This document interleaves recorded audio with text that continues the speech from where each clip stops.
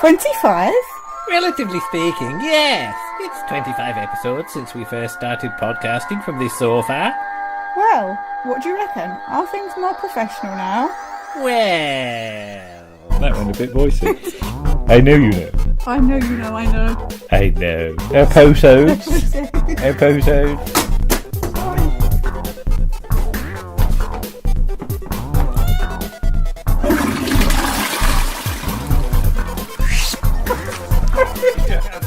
I can't realise.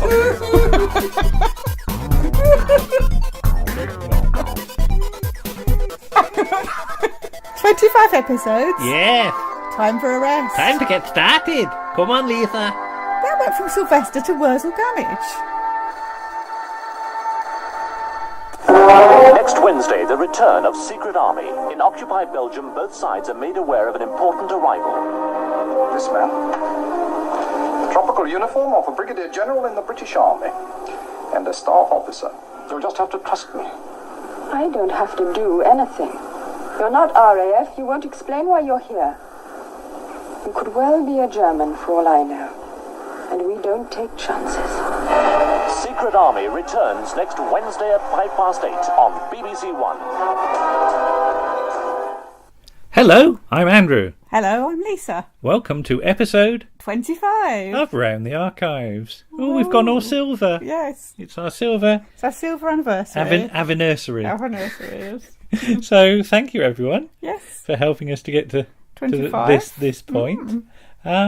So are there any leftovers from 24? I don't think so. Nobody's mentioned anything. Not really. No, We no. seem to be hitting a stride of getting most Getting it most right. things right. I Yeah. don't know how That's not going to last, is happened. But lots to do in this episode, so we Yes. won't hang about. New. So we're going to kick off with a new writer and a new voice. Yes. Hurrah! Welcome. In the form of Andy Priestner, who's going to talk about Secret Army.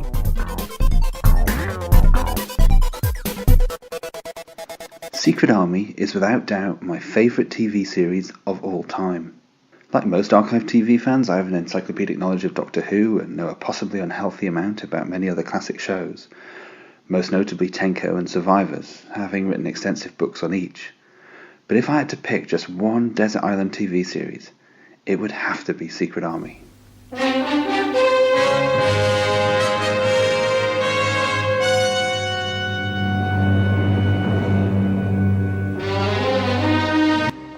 For 3 series from 1977 to 1979, over 42 50-minute episodes, Secret Army enthralled an ever-growing audience.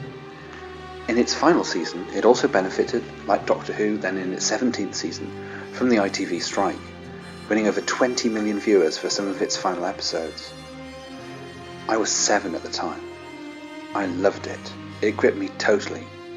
But it would be well over 25 years before I saw it again.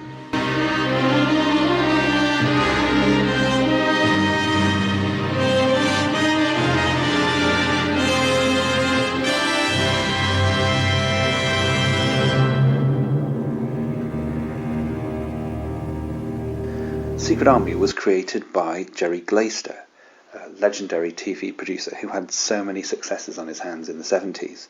They included The Expert, Oil Strike North, the long-running drama The Brothers, but most notably, I think, Colditz, which over 2 years was one of the most successful programmes on TV.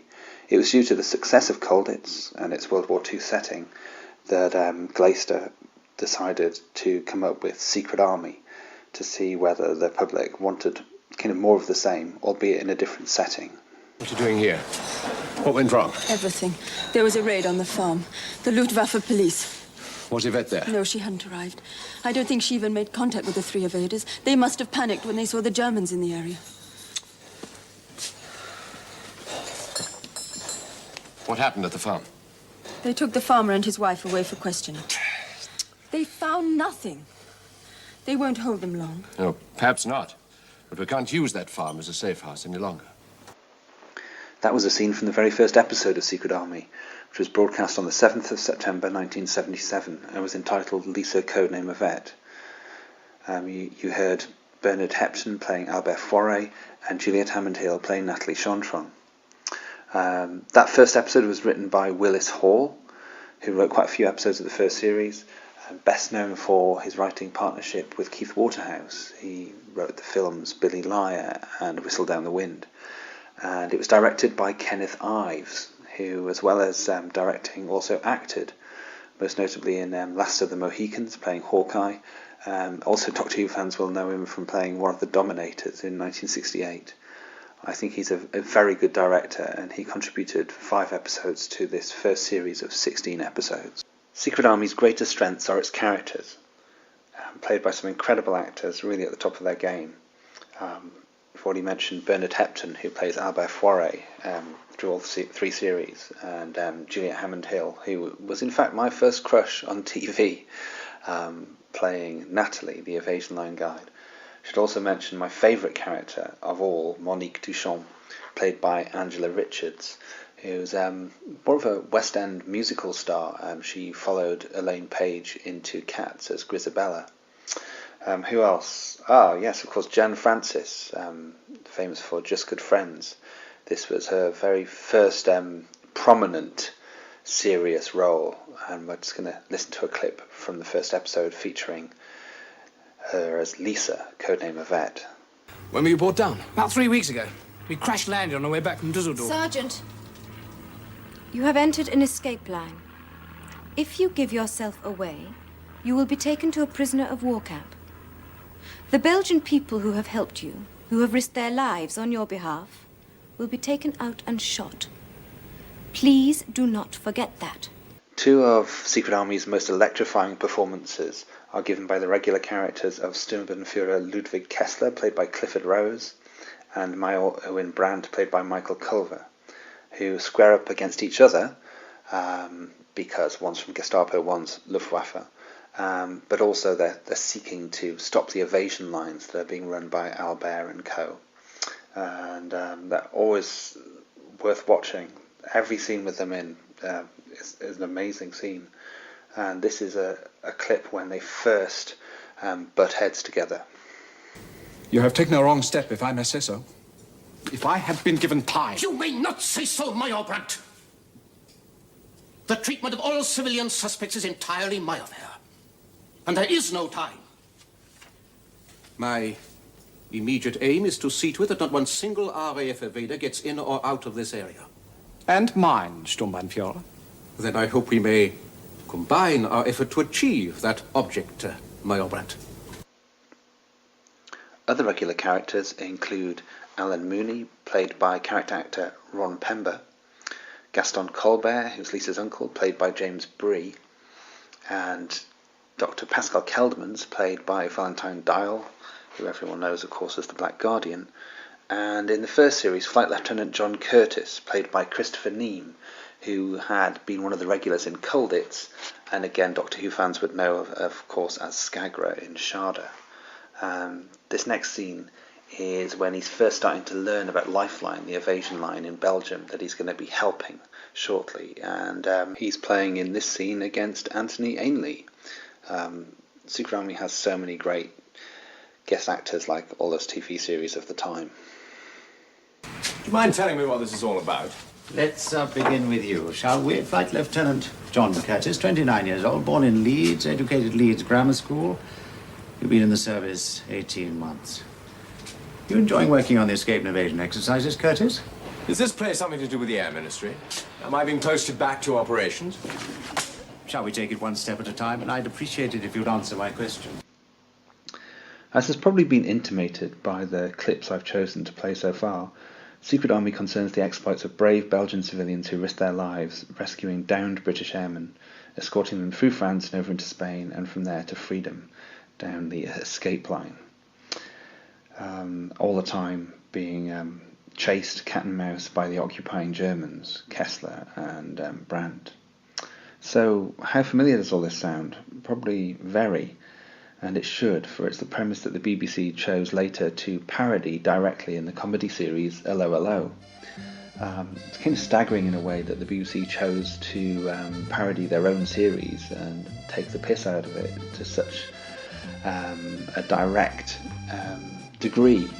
It's something that upset the cast deeply, the cast of Secret Army that is, because the characters were almost directly aped. You have the character of Renee, it's effectively Albert, Monique becomes Edith, Natalie becomes the maids, Yvette and Maria, and Lisa becomes Michelle of the Resistance, Kessler is Herr Flick, etc, etc. And of course the Lower Low's funny in its own right, and I certainly enjoyed it in the 80s, but it had the effect of completely erasing memory of Secret Army from public memory. So now I have an uneasy relationship with the Lower Low, because I think it's a huge shame that it's meant that Secret Army isn't known, because I completely believe it's the best TV series that was ever made, and I really want people to find it and to explore it and be moved by it as I have been over the years. Look at him, Oberleutnant.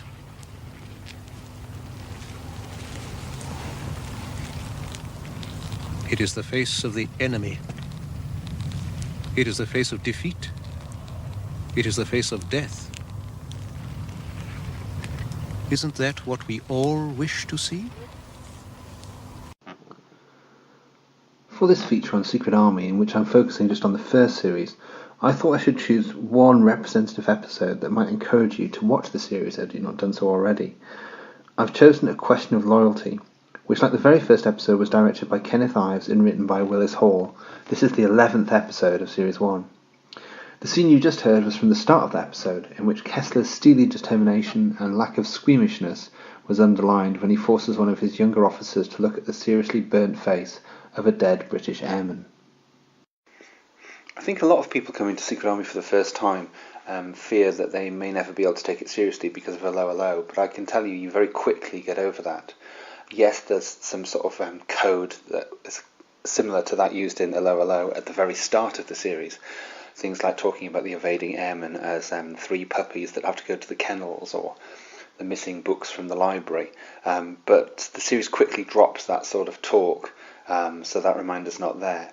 And quickly as well, the characters in the setting, you start to believe in Albert and Monique and Lisa and Natalie and Kessler as characters in their own right. And I can promise you that from about episode 4, 5 or 6, you will very rarely think of a Lower Low again.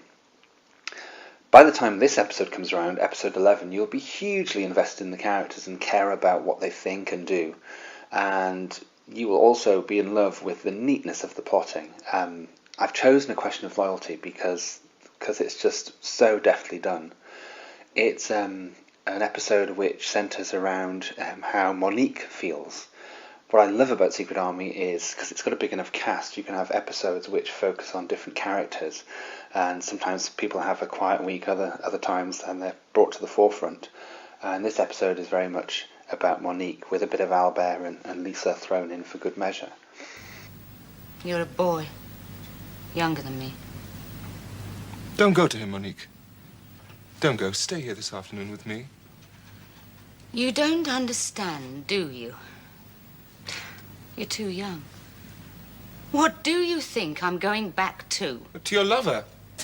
To your Albert. To a man who has a wife already. Let him go to her this afternoon. You stay here with me. You think we all live our lives in separate compartments? You here, me there? You really have no idea what life is like, have you? There is this man who happens to have a wife, but she's a quite separate person somewhere else. Well, I can tell you it isn't like that. What can I say about the performance of Angela Richards as Monique? She's always stupendous. It's amazing that she's not an actress that we know more about. I have to say, she always reminds me very much, in terms of the way she acts and her character, the character of Monique, very much of Sarah Jane Smith, perhaps a slightly older Sarah Jane Smith. Like Elizabeth Sladen, Angela Richards has a way of really engaging with you in a very human way. She feels so real and instinctive, and opinionated without being pushy. So many aspects that feel familiar to me and give me the same chills and vibes.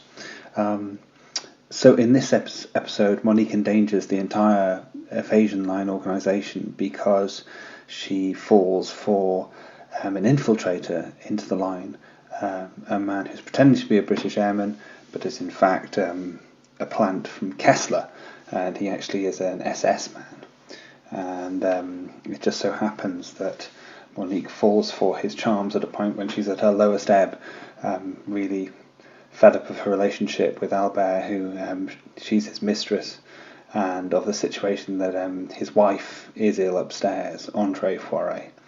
And so it's a really interesting premise, this one.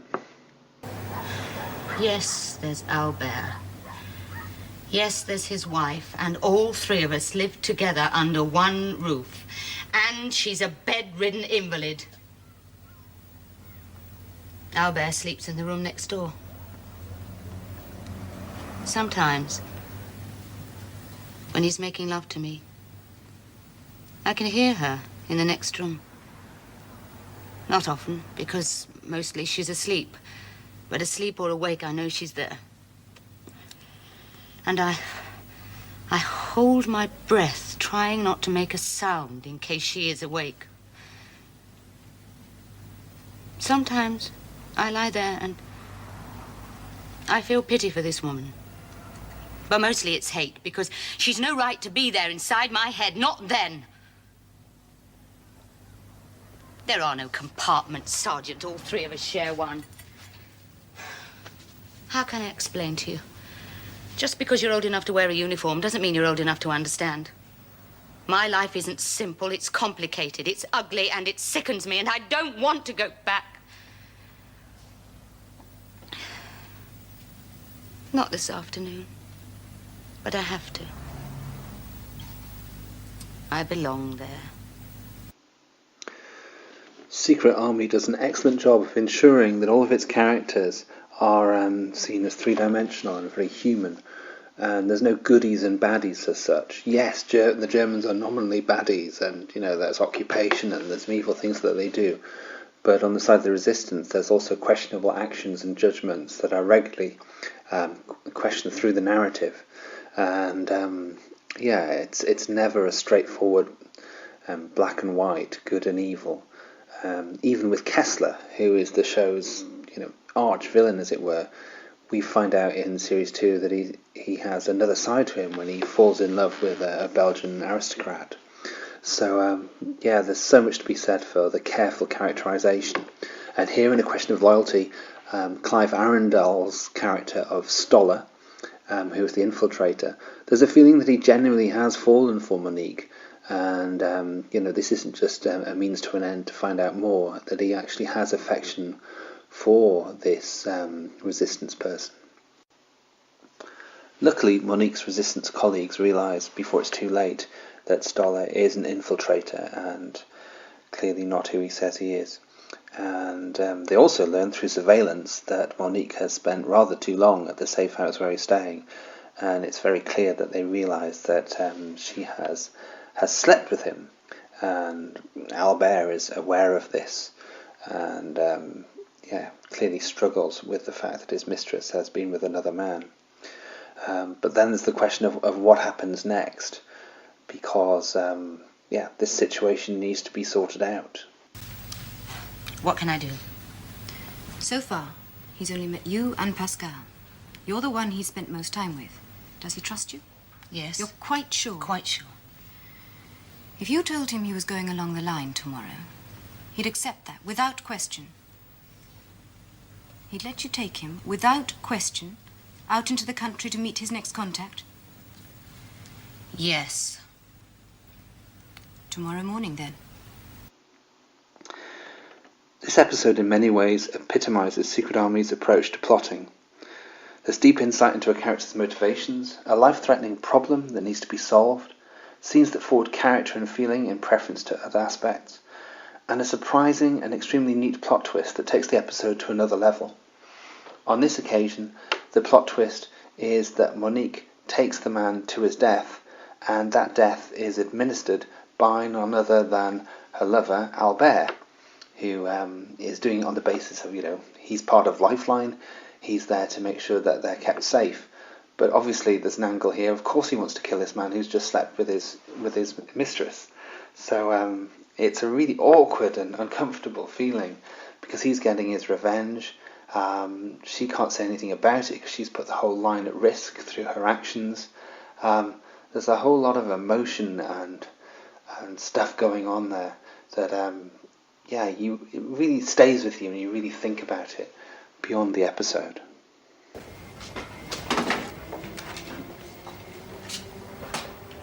What's the matter? Have I forgotten something? No. I was just wondering if you were ever going to look into my face again. Yes, of course. We have to live together, haven't we? All three of us.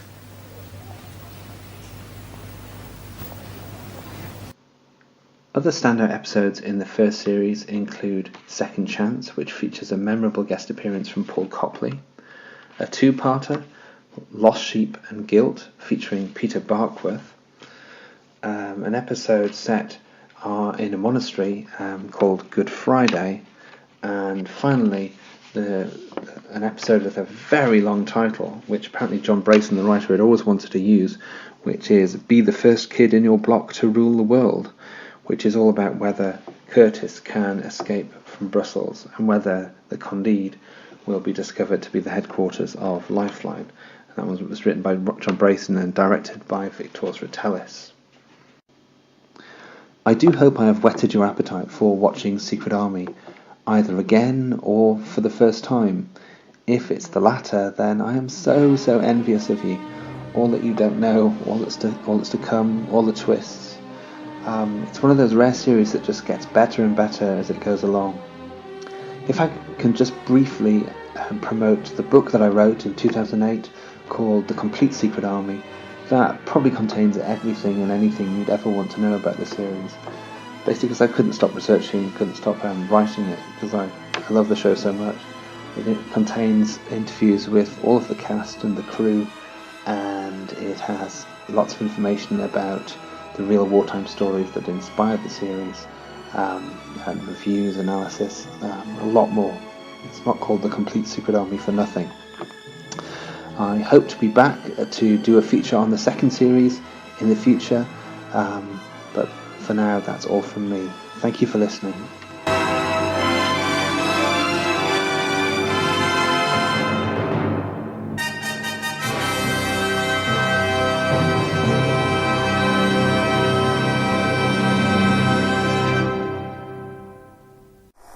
The BBC commemorates D-Day with a special episode of Secret Army. Any news of Monique? No, there's no trace of it anywhere. If they have committed any crime, then the authorities will deal with them. You will please identify yourself correctly. I am SS Standartenführer Ludwig Hessler. She isn't a collaborator. She worked for Lifeline.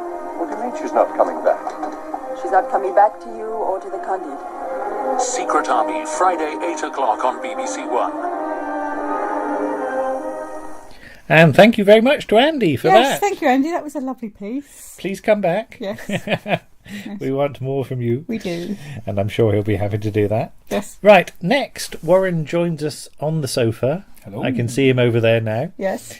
And first of all, we're going to talk about the late Bernard Hepton. Yes, he sadly passed away in July. Now, obviously, there's Secret Army, of course, Yes. Yes. which Andy has already talked about. But Warren, I see you've got a small piece of paper, because you write small. You've been making some notes about Bernard Hepton, haven't you? What would you like to tell us about Bernard Born Hepton? in West Riding in Yorkshire. Aye. Yeah, on the 19th of October, 1925. Were you there?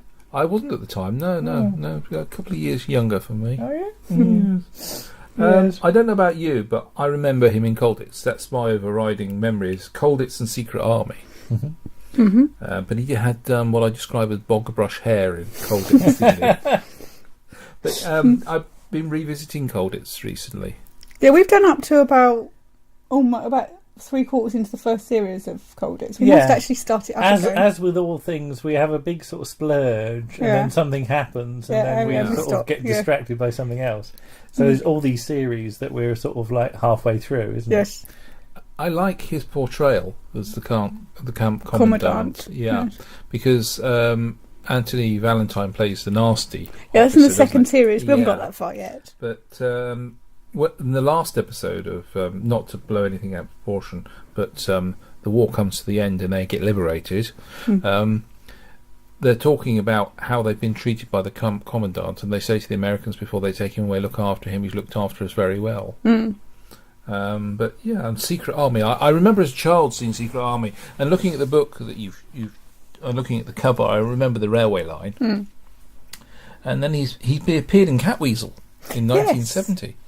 Yes, that's in the House of the Sorcerer. You've seen a lot more Catweasel. I can't remember much Catweasel. I think he's like recording sounds or something like that. He's got a tape recorder. I vaguely seem to remember.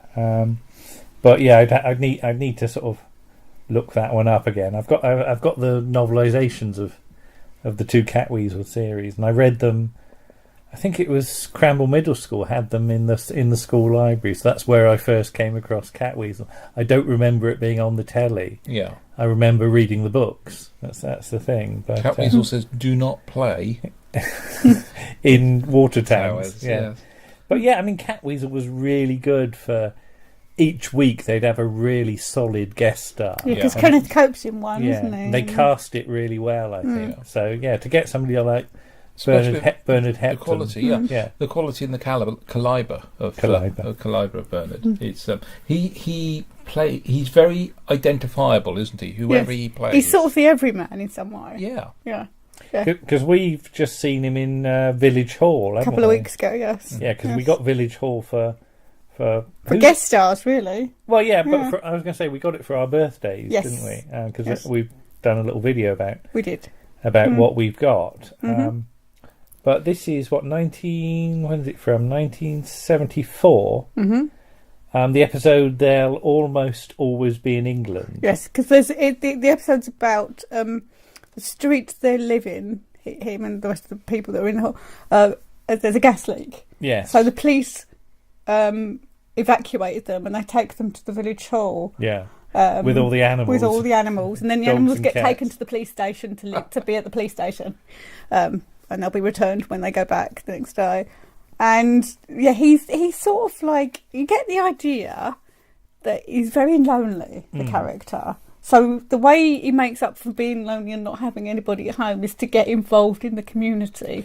And by doing so, he annoys everybody else. He's one of those people that organises everything, doesn't it? So everybody's in the village hall trying to sleep. And he keeps putting the light on. Yeah, and he's like, who would like a cup of tea? And, and I'll give you an alarm call at like 7 a.m. and all this. And his watch does luminous. And, I've got a luminous watch. Yes. That's his proud boast, isn't it? Yeah. Yes. And you feel quite sorry for him, as well as being able to see why everybody's intensely irritated by him. Yeah, I mean, that's why it's a really clever piece and a really great performance. It's written by Jack Rosenthal. Yeah, you start off thinking he's annoying, and then you see the loneliness behind and the then facade. you end up feeling sorry for him as well. So it's a great sort of character arc over the sort of 50 minutes or so of the play. Yeah. And I also remember him for The Six Wives of Henry VIII, the Keith Michelle and Elizabeth R, where he plays Thomas Cranmer. Obviously he's not in Elizabeth R very long because Cranmer's, I think, only in the first episode. Yeah. When it's obviously when Mary I is on the throne, because Cranmer was burned by Mary I for being a heretic. Yeah. Because he wasn't a Catholic. I can imagine as a person he was what I would say is an old school gentleman. Yes. A gentle soul. Yes. But an absolute professional. Yeah. Yeah, because he also plays Crook in 1985. We've got that one. Oh, in the Bleak House. Bleak House. Yeah. Oh, blimey. Yeah, we have got that, but we haven't watched it. No. We haven't finished watching the 1950s one yet. Yeah, we're a few decades behind when it comes to Bleak House. He's a stalwart across, as you say, of about 6 decades, isn't he? Yes, and I also remember him for The Charmer as well. All right. Because he's obviously Nigel Havers. He's It's weird. It's a strange series, The Charmer, because Nigel Havers is a con man in it, and a womanizer and a murderer, I think. And Bernard Hepton is effectively the goodie, but you don't want him to succeed. You want Nigel Havers' character to succeed because he's very much charm and charisma, and he's very much savoir the sort of, faire. Yes, Ralph Gorsey plays in it. Yeah. So it's weird. That's what I remember him for. But yeah, he's a superb actor. He's in Smiley's People, and he drops up in One Clevdis as well. Yeah, he's in a couple of episodes of that. I can't remember what he plays. Palace, I think. Yes, but I can't remember what the character does. He plays a palace.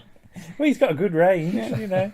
Well, this is the thing. He has got a good range, hasn't he? Well, yes. Yeah. Because I think, you're saying about Colditz, and then compare him to In Village Hall. Yeah. And they're very, very different characters. Yes. And you'd almost think they were played by different people. It's that thing about Ronnie Barker, isn't it? Yeah. That, Fletcher is unrecognisable as Ronnie Barker. Yeah. And the same is true for a lot of sort of Bernard's performances. Because you have Fletcher and you can have Felix. Yeah. They are very, very, different, each of his sort of characterisations. And that's the real skill of a... And I think that's what we lose nowadays, because people seem to get buttonholed into particular castings. Producers don't seem to see people that people can do different things. Yeah, and I think 70s and 80s, they did... cast against type as well, which is really good.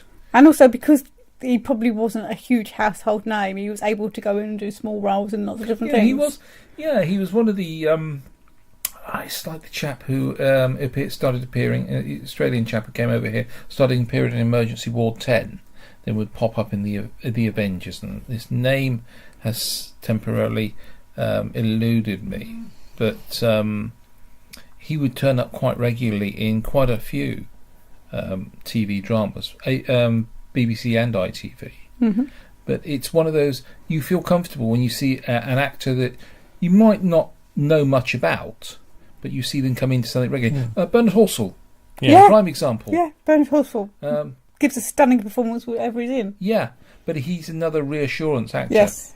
I was going to say, is it that thing that you recognise the actor, but you don't necessarily know what their name is. Yes. That you go, I know that face. I've seen him in other things, and that's, I think some actors would say that is what acting is all about. You don't remember their name, but you remember the character that they play, and that's the trick, isn't it? And I think Bernard Hepton's performances are very much in that vein, aren't they? It was like the review you recently on your video cast for Z-Cars. The two people sat in the pub, you saw as Mrs. McGlusky and Superintendent Brownlow. And although I know the name of the actors, you referred to Mrs. McCluskey as Mrs. McCluskey, or Gwyneth. Always going to be Mrs. McCluskey as Mrs. McCluskey the whole way through. Yeah, I know. Yeah, because that's what she is to me. Yes. She's the character. She's not, which is the person behind the. So the they've character. achieved what they needed to do as an actor. You've invented a character that is memorable. Yeah, and you've made that.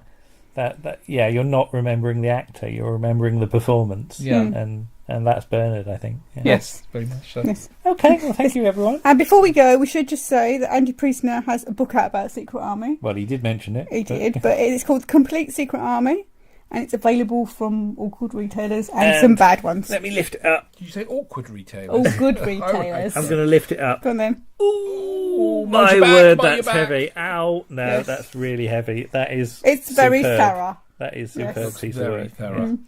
Okay, all right. And we'll be back very soon. Shortly. Bye-bye. Bye. Bye-bye.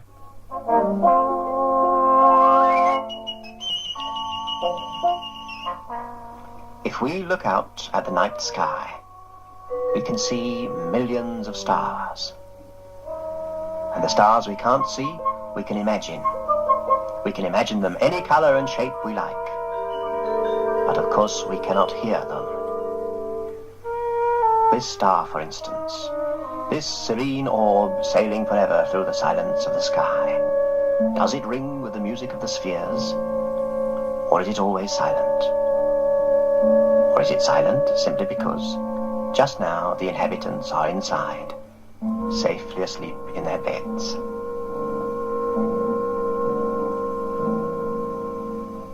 Warren's here again. Yes. On the Hello. sofa. And a few words about Peter Firmin, I think. Who we lost earlier this year. Who we definitely should remember. Yes. Because of the effect he had on us as kids, I think. Yes. Really. Yes. All the wonderful series he was involved in. Yeah. I mean, Oliver Postgate and Peter Firmin sort of come as a pair, don't they? Yes. Really? Yeah, very much so. Small films. And yeah, I've got Oliver Postgate's autobiography. We've got The Art of Small Films, which is a wonderful book, which is just over there, and I think we've done a video about that as yes, well. We have, yes. But let's just talk about some of their work. Mm. So, if I say Postgate and Firmin, Warren, what's the series that immediately comes to mind? Ivor the Engine. Ivor the Engine. All right. Okay. Why Ivor the Engine? Were you expecting clangers? I didn't. Well, I didn't know what you'd say. Okay. That's the thing. Yeah. No. Ivor the Engine was probably the first thing I saw from small films. Right. Okay. And I can remember a black and white episode, even though it was shown early 70s, because that's my earliest memory of some kind of animation on the television. Yeah.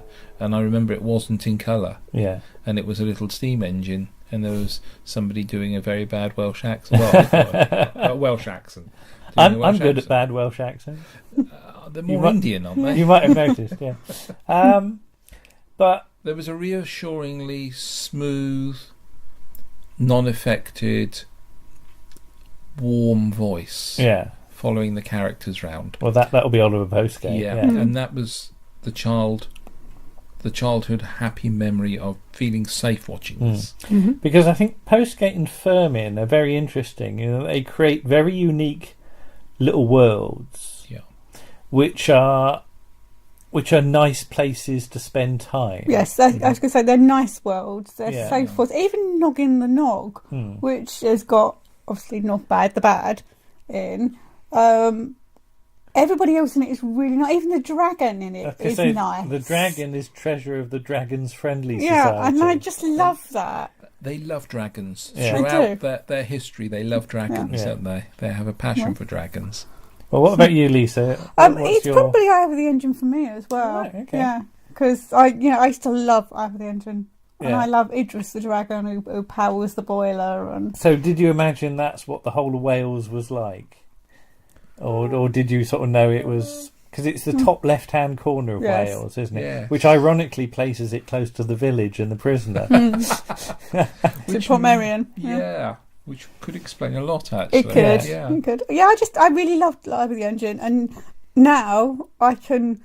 I mean, obviously we got the new series of Clangers, but if I have a bad day at work, I can watch the Clangers, and it makes me feel so much better. Oh, the Clangers are just I warm, just aren't love they? it. They're I just love warm it. and giving you hugs, Yeah. aren't I mean, they? when it came back, when the new series started a few years ago with Michael Palin doing the narration, I watched the first episode and it made me cry, and I have no idea why. I can't even tell you.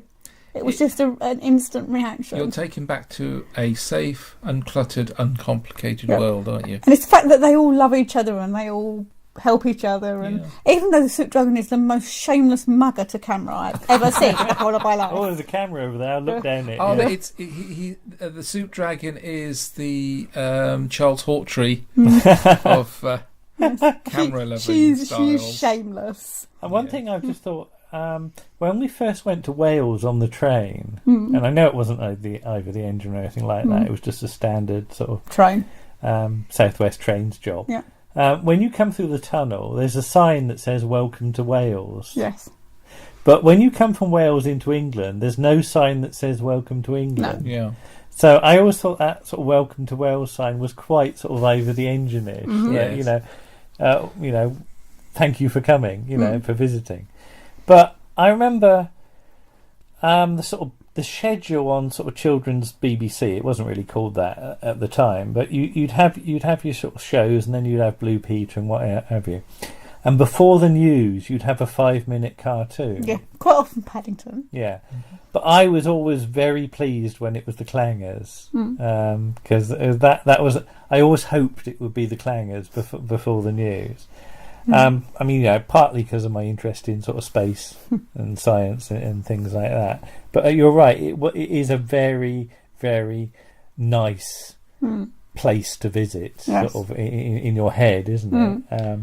And I think it's an escape, isn't it? Because you're now between, as you say, that gulf of leaving television for children to suddenly being headlong into the news and being in the grown-up world that perhaps isn't as quite rose-tinted as the world we're visiting at the moment. And I think that's a lovely transitional thing, though. Yeah. It makes you leave on a high, and you're warm, you're happy, time for tea. Yeah. That kind of... Yeah. But I mean, Peter Firmin is more on the design side of these worlds. And so he does such wonderful designs. because he's responsible for the images you get on the screen. So for something like Bagpuss, you know, it's that. And again, Bagpuss was a bit of a mistake in the sort of creation process. Because it was meant to be marmalade sort of colour, he came back the wrong colour. Yeah. And it's iconic. And it's one of those things that it was a slight mistake, but they went with it. And that becomes the image of because we've got Bagpuss upstairs. We have. You know. Yes. I was watching the BAFTA Awards, where he got his BAFTA in 2014. It's available on certain social media sites. And he's doing it, and all the time that he is doing his speech on his right arm, he's got Bagpuss, and everybody's just transfixed by Bagpuss. Because doesn't Bagpuss get a degree or something? No, yeah. When Peter Firmin, he got an honorary degree from somewhere, and he took Bagpuss along. Bagpuss had a little mortarboard and a little cloak. Yeah. In 1987, University of Kent, he got a honorary Masters of Arts degree. Oh, brilliant! Because that's right. He was in his mortarboard, wasn't he? And Bagpuss had his little mortarboard, and it's just between Oliver Postgate and Peter Firmin, they created so many wonderful characters and so many wonderful situations. I mean, you've got Pogleswood, you've got the penguins, which is wonderful. That's mad as a brush. It's just mad, you know. You come along and father's pegged to the line, drying out, and you're like, okay, who pegged him to the line? Oh, brilliant! But you know, and Bagpuss and the Clangers, and to be quite honest, every time somebody moans about the BBC's licence fee, I would like to say to them, I would happily pay the licence fee for the Clangers alone. Yeah, because it's totally worth it. And it's all filmed in a shed. Yeah. Or it was. It was originally, yeah. But who needs a massive studio? Yeah. They're rattling something out, aren't they? With everything that they've made themselves. Yeah, it's just storylines they've penned themselves. And they're filming at the shed at the end of the garden. And it's become that's iconic. The thing, you don't need big budgets and big companies to create magic. And No. Postgate and Firmin created magic. Yes, That's the thing. they did create it, yes. And you know, Noggin the Nog's brilliant as well. It's just, you know, it's great. Okay. Yeah. Anything more? Or no, that'll do, I think. Yes, I'd like to say thank you to Peter and Oliver and everybody else for all their hard work. Yeah. Okay. Well, thank you then. Okay. See you again then. Okay. Bye-bye. Bye. Bye-bye.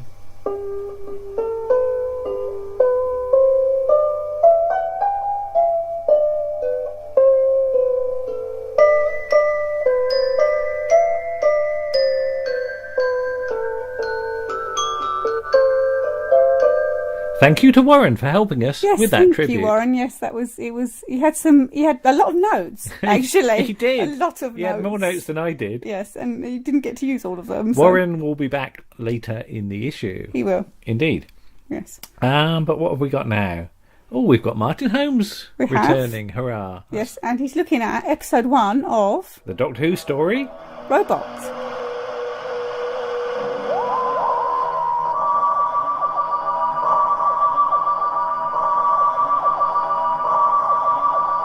Just a minute. Look, Brigadier, look. I think it started. Well, here we go again.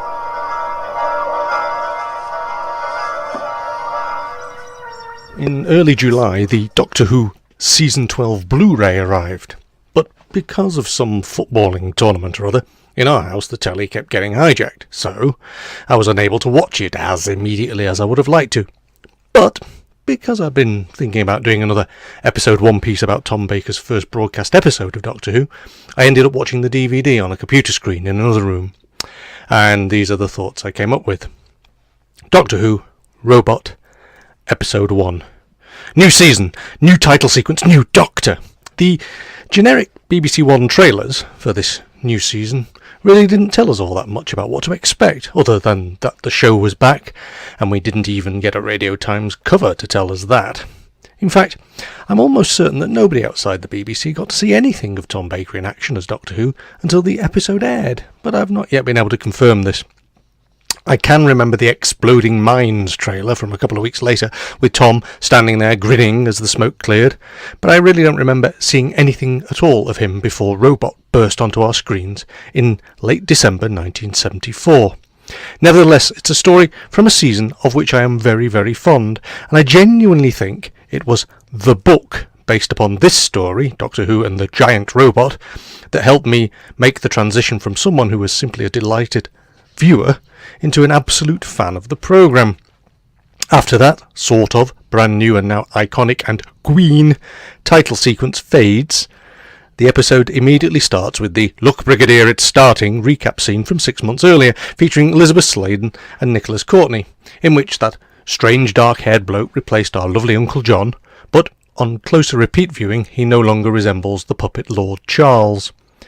There were reasons why I'd thought this. My father used to send me out of the room whenever he thought something on television might upset me, and so I got quite familiar with the gas heater in the hallway under the huge mirror we used to have there.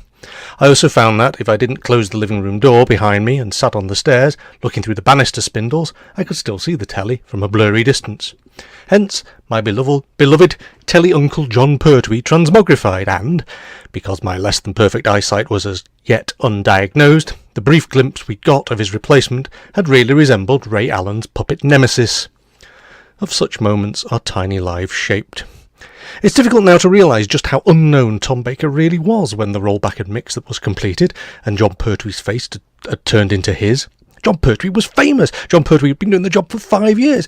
As far as almost everyone was concerned, John Pertwee was the Doctor. And this bloke, well, he was almost a total unknown, wasn't he? What on earth were the BBC thinking? Yet hindsight is a peculiar thing, because he is, of course, quite brilliant, right from the word go. In a magical 10-minute whirlwind, and yes, it is astonishingly only 10 minutes, if that, the tour de force that is the mighty Tom seizes the part and makes it wholly his own, so much so that, despite the fact that John Pertwee was still filming scenes elsewhere while some of this was going on, the viewer is already, to a certain extent, wondering, John who? Whilst the Brigadier is phoning for the MO, Dr. Sullivan, Tom lies on the floor burbling about messing with human history, and the Brontosaurus being large, placid, pause, and stupid, and squares on hypotenuses and why is a mouse when it spins. Gobbledygook, but spectacularly, fizzingly delivered gobbledygook. The warrant officer, formerly known as Sergeant Benton, played as ever with underplayed Thank Your Lucky Stars charm by John Levine, appears with the report and has a beautifully understated exchange with the Brigadier about the matter-of-fact recent transformation of their scientific advisor. "So it happened this time," which is another nod back to that previous time when he didn't. I often wonder whether this is the first time that the Brigadier actually believes in such transformations, despite being told about them and all the evidence that stacked up between Spearhead from Space and the Three Doctors, but you never can tell. He's such a pragmatist, that dear old Brig. And whilst the Doctor is now under the personal care of Dr. Sullivan, everything else at Unit H quarters this morning is just routine, or about as just routine as things ever get at Unit HQ. You take a breath and watch a security guard on a military base being murdered by a metal-limbed creature or creatures unknown through the means of a square, multi-prismed filter and some ominously sinister and slightly bleepy electronic music. The guard dies, but the guard dog simply yelps off to consider its career options. After seeing a side view of an obviously inhuman shadow projected onto a nearby wall, back through the point-of-view prisms, we see the arms of the metal-limbed creature or creatures unknown opening a vault door, possibly or probably not, left over from the Fort Knox set in Goldfinger, grabbing a file and making off with it. Back at Unit, Sarah Jane appears wearing an alarming white sun hat, and the Brigadier starts telling this most favoured journalist about the fact that some top-secret plans have been stolen because, with the Doctor out of action, he has no one else to tell, which all seems rather sad, especially as he's obviously spent the last 3 weeks brooding over the empty corner of the lab whilst John Pertwee was lost and slowly dying in the time vortex. Sarah seizes her opportunity to use this moment to persuade her most influential of contacts into getting her a visitor's pass for the rather alarming-sounding government scientific ideas body, also known as the think tank. And whilst we discover that the old girl's not sure Dr. Sullivan is the right sort of chap to be looking after the Doctor, we are assured that he's a first-class fellow, and as they head off to the Briggs office for some form filling, we learn that whilst the Brigadier also considers himself to be a little old-fashioned, Sarah knows that he's a bit of a swinger, which back then probably meant he's get his groove on after a couple of G&Ts at the officers' mess. At least we hope so. The Doctor, lurking in the corridor, carrying his boots and wearing a long nightshirt and black velvet jacket ensemble, watches them leave and, to a certain amount of funky music, sneaks into the unit lab and happily spots the TARDIS, only to, less happily, find it locked. In an almost direct parallel to a similar scene in his predecessor's opening story, he frantically starts looking for the key, only to find it hidden in the best and most natural place possible, one of his boots. And so, with the Doctor about to flee, and perhaps meddle unwisely with a far-distant supercomputer or 12, we meet Lieutenant Harry Sullivan, as played with such mastery by the lovely and much-lamented Ian Marter. The sparkle between the two actors is immediate as they discuss definitions of sick bays and infirmaries, and which one of them is the more bona fide of the two doctors in the room. To prove his fitness, the definite article karate chops a wooden brick, without saying "Hi!", runs on the spot, borrows Harry's stethoscope to check both of his hearts, and has a good old look at his brand new face in a handily placed shaving mirror, so it is his reflection that dismisses his old nose without transforming into a photograph of John Pertwee. But still, he couldn't stand there chatting all day. He'd got things to do, supercomputers to mind scramble and so on.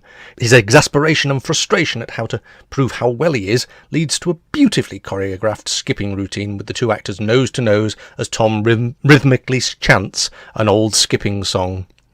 It's no surprise that Elizabeth Sladen thought that she'd need to up her game with this magical pair around.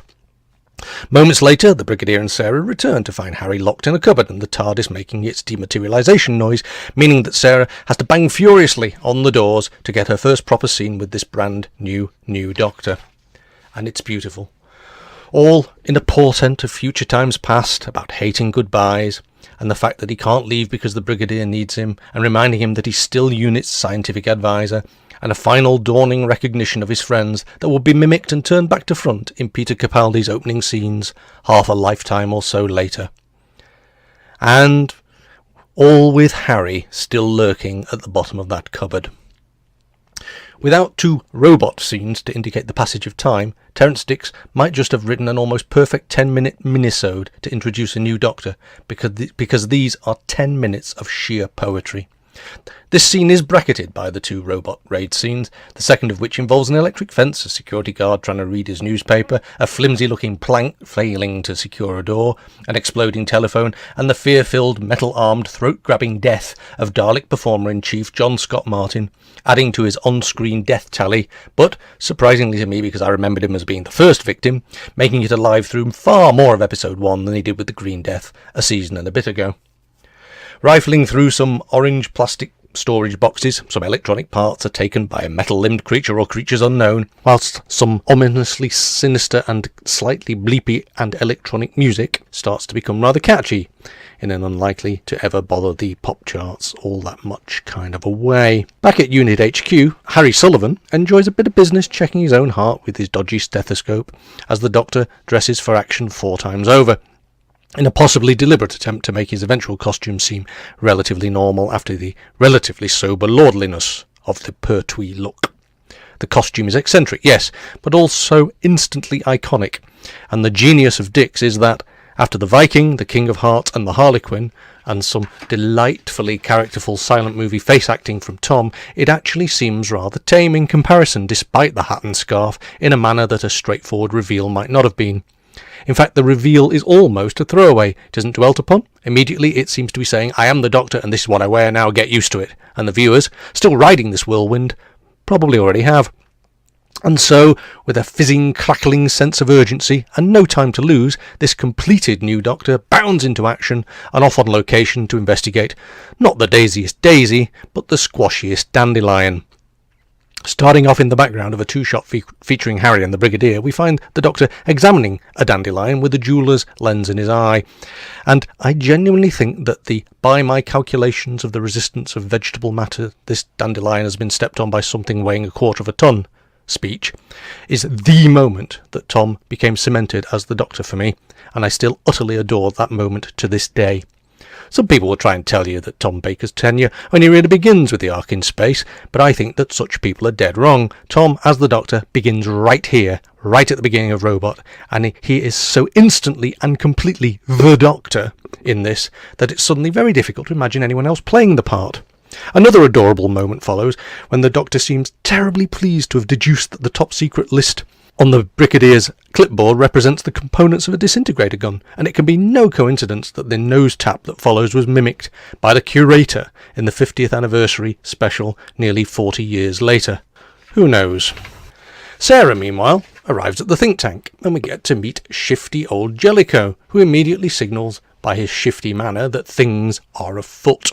And Miss Winters, in her glasses and beige power suit, who immediately undermines the sisterhood by virtue signalling her way to some dodgy moral high ground at Sarah's assumption of a masculine director in what, at the time, was a male-dominated culture. For the put-down alone, we immediately dislike her. As double acts go, Hilda Winters and Jellicoe don't really match up to some of the great pairings created by Robert Holmes over the years, but they're suitably devious and memorable enough, I suppose, and Jellicoe and Winters would make a great name for a shop, wouldn't it? Next, Mrs. Dennis Waterman, Patricia Maynard, plays Miss Winters in her only appearance in the series, although she's been in practically everything else. Formerly Sergeant Osgood in The Demons, Alec Linstead plays Jellicoe, a slippery customer who isn't even worthy of a first name. In a later appearance in Doctor Who, he would simply be a head. But if you want to get ahead, call Alec Linstead. Meanwhile, in a unit Land Rover somewhere near to where the last break-in occurred, Tom lollops on the seats as a very antithesis of what John Pertwee might have done in similar circumstances. There's a little bit of Holmesian deductive reasoning when he works out that, if he's right, and he says in a slight hark back to his Pertweeness he invariably is, the next thing they will be looking to steal will be a focusing generator. So now we all know how to build one. The Doctor explains that their perpetrator might not be human, and how they ought to be thinking about locking the next door before it is broken into, which leads to a Greyhound leader call sign moment from the Brigadier, Klaxon, as he puts the word out to protect Emmett's electronics, which, in a strange moment presumably designed to warn the audience that the next location might prove disappointing, he describes as a smallish factory, which, on some level, you rather hope might have been International Electromatics. Meanwhile, back in the grounds of the think tank, a place where ladders hang on high external walls just in case you might need to make a quick exit, Sarah's chat mentioning, oops, I probably shouldn't have mentioned knowing about that, a disintegrator gun, seems to upset Jellicoe so much that his dreadful suit starts to curl, possibly because he hasn't any hair, which can, well, possibly from the shine of the sweat pouring off him. Meanwhile, Sarah pops uninvited into a restricted area which is found to be empty. She makes a pointed mention of Professor Kettlewell, who seems to have departed Think Tank after all of that fuss in the press we learn very little more about, although she has to be saved when she slips on a patch of something oily on the floor that presumably has not slipped from Jellicoe's now extraordinarily shiny head. Over at Emmett's, the military are guarding the factory in full unit force of about 6. Standing with the Doctor and Harry in a Land Rover, looking for all the world like a jigsaw I still have in a box somewhere, the Brigadier's description of the now impregnable surroundings sounds like he's been casing the joint for weeks, although we'd never suspect dear old Alistair of being behind such skullduggery, would we? The Doctor's reference to the Titanic disaster, which we'll come to know one day was nothing to do with him, is illustrated by a glug glug glug as he sinks down into the front seat of the Land Rover. Of course, it is the Doctor who points out the Brigadier has left one direction very much uncovered, and, as if on cue, a massive saw-tool thingy bursts through a nearby floor, alerting a guard, who fires off his machine gun to no avail, and gets well and truly deaded for his trouble by a multi-limbed creature or creatures unknown. It's a hard life in unit. Tom, like a great big ball of boundless new energy, dashes off in response, losing his hat as he goes. But it's all to no avail. The very large rat has successfully escaped from a place into which it was until recently believed a very small cat could not get into, although it's a rather nice touch that the Doctor measures off the depth of the tunnel using his brand new scarf. Missing out on all the life-threatening action not by Havoc, Sarah has left the think tank and has gone to visit one Professor Kettlewell, a short scientist with the most astonishing hair, as played by Edward Burnham, the actor who played the Professor Watkins once employed by the largish electronics firm International Electromatics, back when the Doctor was a short of stature and beetle-cutty of hair. He plays him with an air of disillusioned distractedness, and we instantly love him and his peculiarly eccentric ways as he does a bit of business with an electronic gizmo and wishes Sarah Jane a good day as he tries to get rid of her after she cross-examines him about his wild earth-saving theories, which don't actually seem quite so wild these days. However, his manner changes after she's departed, and he retrieves a sandwich from the drawer of his filing cabinet as if to emphasise just what a lovable old absent-minded and probably quite harmless professor he really is.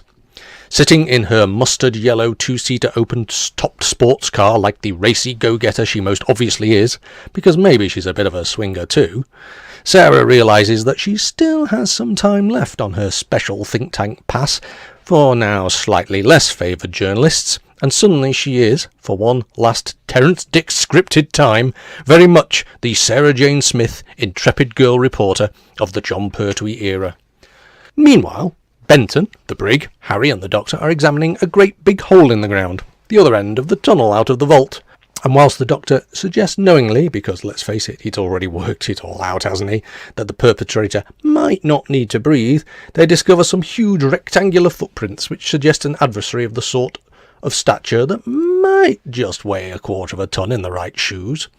And that's the last we see of any of them for this episode, because for the remaining few minutes it's pretty much all about Sarah, as she uses her obvious charms to get her way back into the think tank using the old left my notebook behind ploy.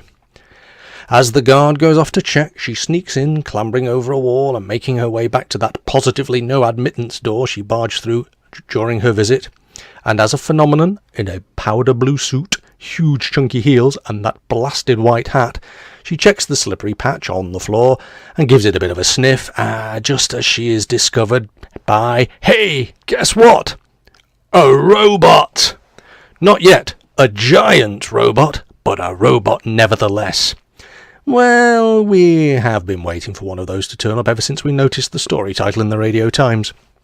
Interestingly then, and perhaps because she might be slightly more familiar with the audience than the new Doctor is at this point.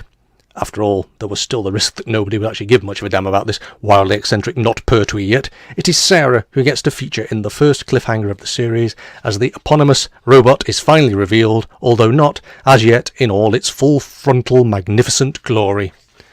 We do get a glimpse of its massively impressive head, burning brightly red with internal lamps and polished to the very shiniest of sheens that makes even Jellicoe's pale in comparison.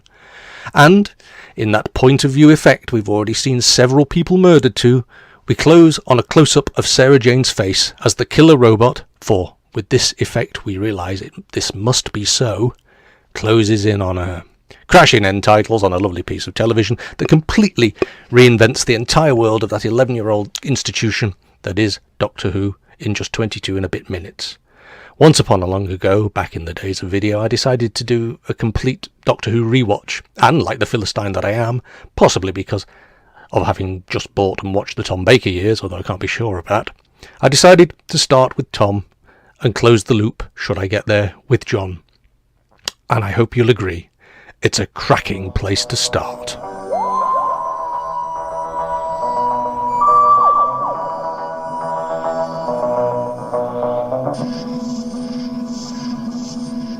Thank you to Martin. Yes, thank you, Martin. Another lovely article. I really enjoyed getting season 12 on Blu-ray. Yes. And I'm very much looking forward to getting season 19. Yes, it's just been announced in the last week, isn't it? We were speculating as to what the next one was going to be. And yes, you guessed correctly.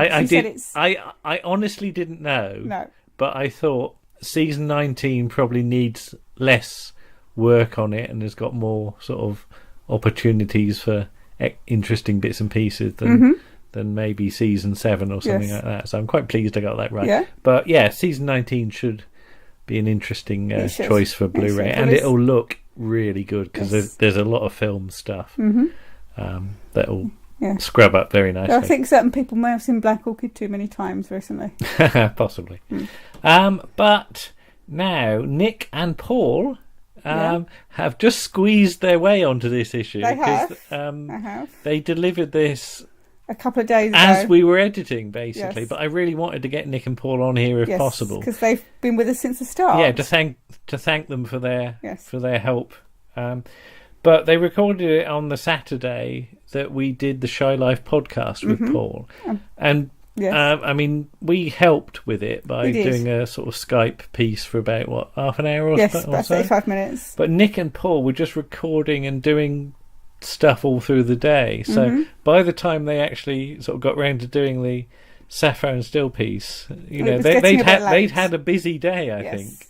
Yes. So real thanks for them for slogging on and delivering. And if there's one or two yawns in there, it's quite understandable. Well, I was going to say I think we'd gone to bed by the time they were recording this. I really don't know.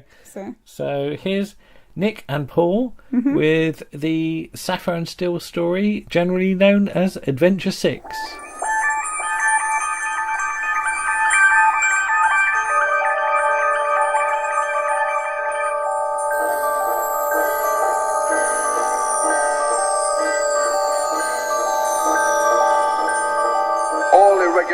Will be handled by the forces controlling each dimension. Transuranic heavy elements may not be used where there is life.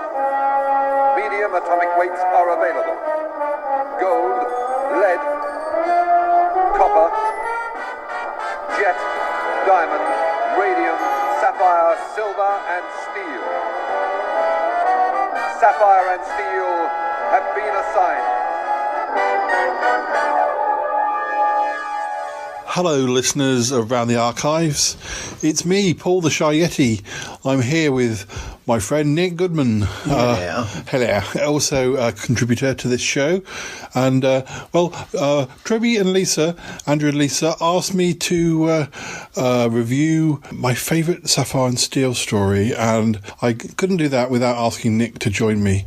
Well, we've decided to do one of our reviews where we watch each episode and we make comment at the end of each episode. So we've just watched episode 1 of Story 6, the final... Time Trap, sometimes called the Time Trap. It's unofficially one of the fan titles. They've all got fan titles.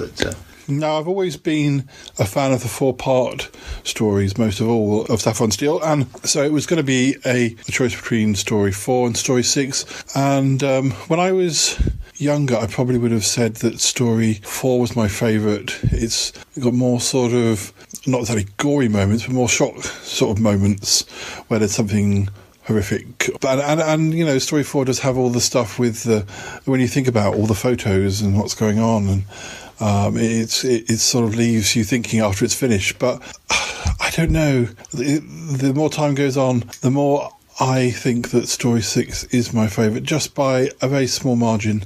But I can't really tell you why. It's a funny one. What do you say? What do you say, Nick? The thing is, with Sapphire and Steel, it is a superb series. There's some very good stuff. I think there's only 2 that I kind of think are just under the wire, really. But 4 is my favourite. I don't mind the 6-parters, but like you, there's something very neat about these 2 4-parters. I think the Man with No Face, the 4th one, would be my favourite because of, funnily enough, probably because of the very things you mentioned, the whole concept of the photos. It's an ingenious idea, very scary. But I have to say, I have a tremendous liking and respect for this time trap story, because it's a masterclass in minimalism and prosaic, kind of combining the prosaic with the mysterious, and it takes time. There are 2 things here that you won't get in telly today, and that's patience and just that light attention to detail. And you want to know what you want to know what's going to happen next. That's right. And the things that do happen are very they just creep up on you, don't they? Yeah, I take my hat off to PJ Hammond with every single one of the Sapphire and Steel scripts, because there's a masterclass in absolute kind of atmosphere and that sort of wonderful little spooky touches where you do, like you say, you do want to find out more, but at the same time you kind of it's very unsettling, and that's good. But I have to say also, I'm a great fan of. There's a great sort of. I don't know. People look down their nose at telly done like theatre, and they say, "Oh, it's done like theatre." You wouldn't like old TV. It's like done like theatre. What is so bad about that? Because it was always supposed to. It was always supposed to be small. It wasn't supposed to be big like film. And I think TV as theatre is just as relevant as TV as film, which is what is pretty well done all the time now. And this Sapphire Steel is possibly the ultimate sort of example as TV. You could put this on as a theatre show because the sets are so minimalist, but they're still believable. And you've got a wonderfully patient contrast between the two different times. You've also got a great cast. I mean, you've got Edward D'Souza, wonderful as the Cerbrick adulterer man. And he has that wonderful line, "We don't want the food, so you don't get the coupons." and he's just, and it's nice to see Steele be out kind of cold bastarded by someone else. And I think another reason that this one jumps ahead of 4 for me is that Silver is in it, and I do like Silver, and of course that's one thing that story 4 doesn't have. So David Collins' Silver is just pitch perfect, the kind of character I wanted to see.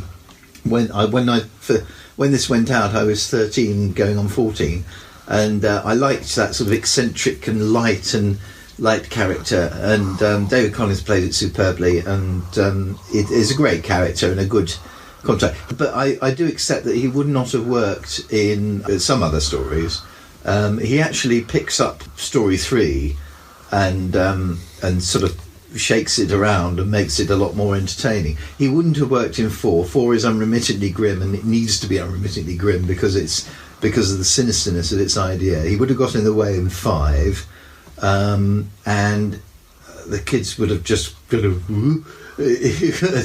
because you had lead in the first one, and he certainly wouldn't have worked in 2 because that again, that's too grim. But you needed those grim stories with a little lightness of touch here. This Silver works perfectly in the story because you needed some contrast with kind of trying to humour Edward D'Souza's character. And there's some humour with when he's playing the fruit machine, and he keeps winning, and Sapphire points out that you're not always supposed to win. Yeah, that's lovely. And David Collins, just the sheer innocence of his kind of it's beautiful. I wondered why I wasn't enjoying it. That's a lovely little gag. But I'm looking at the ATV, of course, were a doomed company. In 1981, the franchise was about to be bought out, and that was the end of Sapphire and Steel. But it's interesting if they had a mind to the future and the financing and things like that. It's interesting. Maybe they're trying to get some finance, because when you look, it's advertising mad. There's luncheon vouchers, there's credit cards. If you look on the wall, and they get some marvellous attention to detail as well, because all the sort of health and safety pictures and it's true. A picture tells 1,000 things. You've got the booze in the. It's just some lovely, and the speaking clock stuck in a time warp. That's a lovely, creepy. And in the first episode, you've got those little mysteries that are coming up, and you don't really know what's going on. You've got the couple in the cafe, and you see a few ghosts, and you've got like a modern day petrol station, and yet a car from 1948, and newspapers. Beautiful little juxtaposings. It's a very, very neat piece, and also I think maybe PJ Hammond does. I mean, I think he shines. For me, he absolutely shines with the photo story. But he's had a break with Dr. McD, and he's come back at the end of the year, and he's all the fresher for it. And it makes, even though this ended up being the last one, and I think if you brought it down now, modern TV would spoil it. It really would. It wouldn't have the patience. It wouldn't have the playing, and it would want to build it up a lot more. The end would be being built up from the yeah. It would overplay it horribly, and it wouldn't have that lovely unfolding end. Like Steele's examination of the car, that should, in theory, that should have been a really boring scene. But the Cyril Lauderdale's music, that kind of slight tension in David McCallum's performance, and you want to see the bits of the car. You want, and you wonder what's going to jump out at you or whatever. And the cliffhanger is relatively minimal. There's a time jump, and they're still not sure what it all means, but it implies something important is going to happen. Yes, but you don't know which what. Unnerves the heroes. And if you got the heroes unnerved, then you're onto a winner, because the audience is going to, there's something. You get the feeling from the off. There's something happening here. And at the moment, you're worried even though they're sort of not very helpful or cooperative, you're worried about the characters because they're in this vulnerable position, and from the previous stories that some of them don't get out alive, like Tully, and of course some of them get burnt up by like the couple in the photo story. So there's also, with all this kind of theatrical stuff, there's an element of danger which is thrown in as well. It's really is skillfully written and produced for cheap TV, and that's, let's face it, that's what it was. It was excellent, absolutely excellent. Well, now I think it's time for us to move on. Yes, episode 2. So we've just watched episode 2 of Story 6 of Sapphire Steel. What are your thoughts on that? Excellent. Again, very patiently reeled out, and the build up to the sort of discovery of Johnny Jack, which ultimately comes along.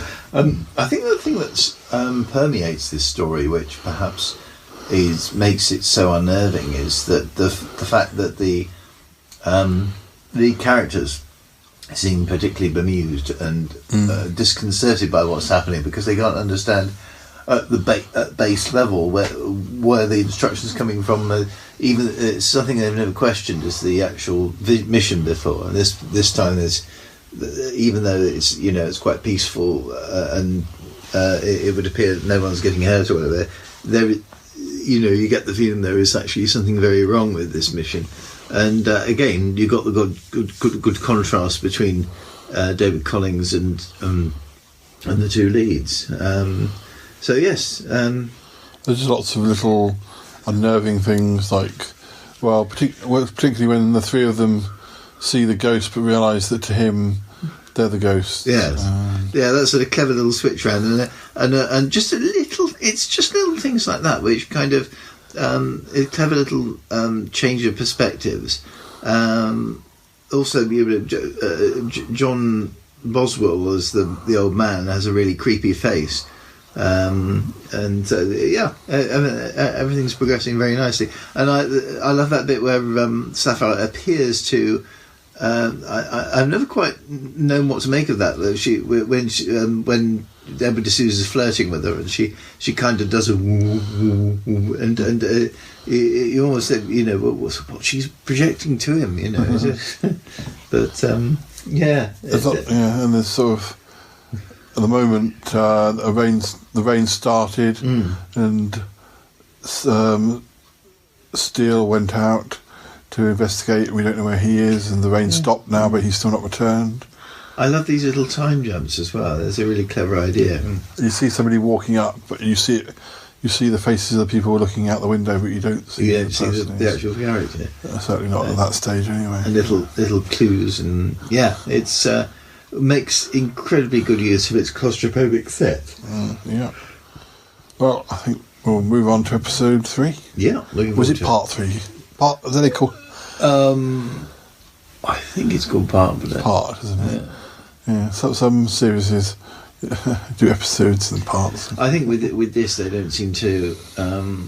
They didn't seem to bother with titles, episode numbers, anything. They just. So you were telling me that there's a slight difference in the title sequence in this story. Yeah, oh yes, that's right. And basically, because I can't remember them doing this for the Creature's Revenge, which is the other one with Silver in it. But there is a different recorded. The sound on the titles at the end here or the beginning are different, and it's gold is replaced with mercury. And if you listen to the titles at the very beginning, they sound a bit drunk. And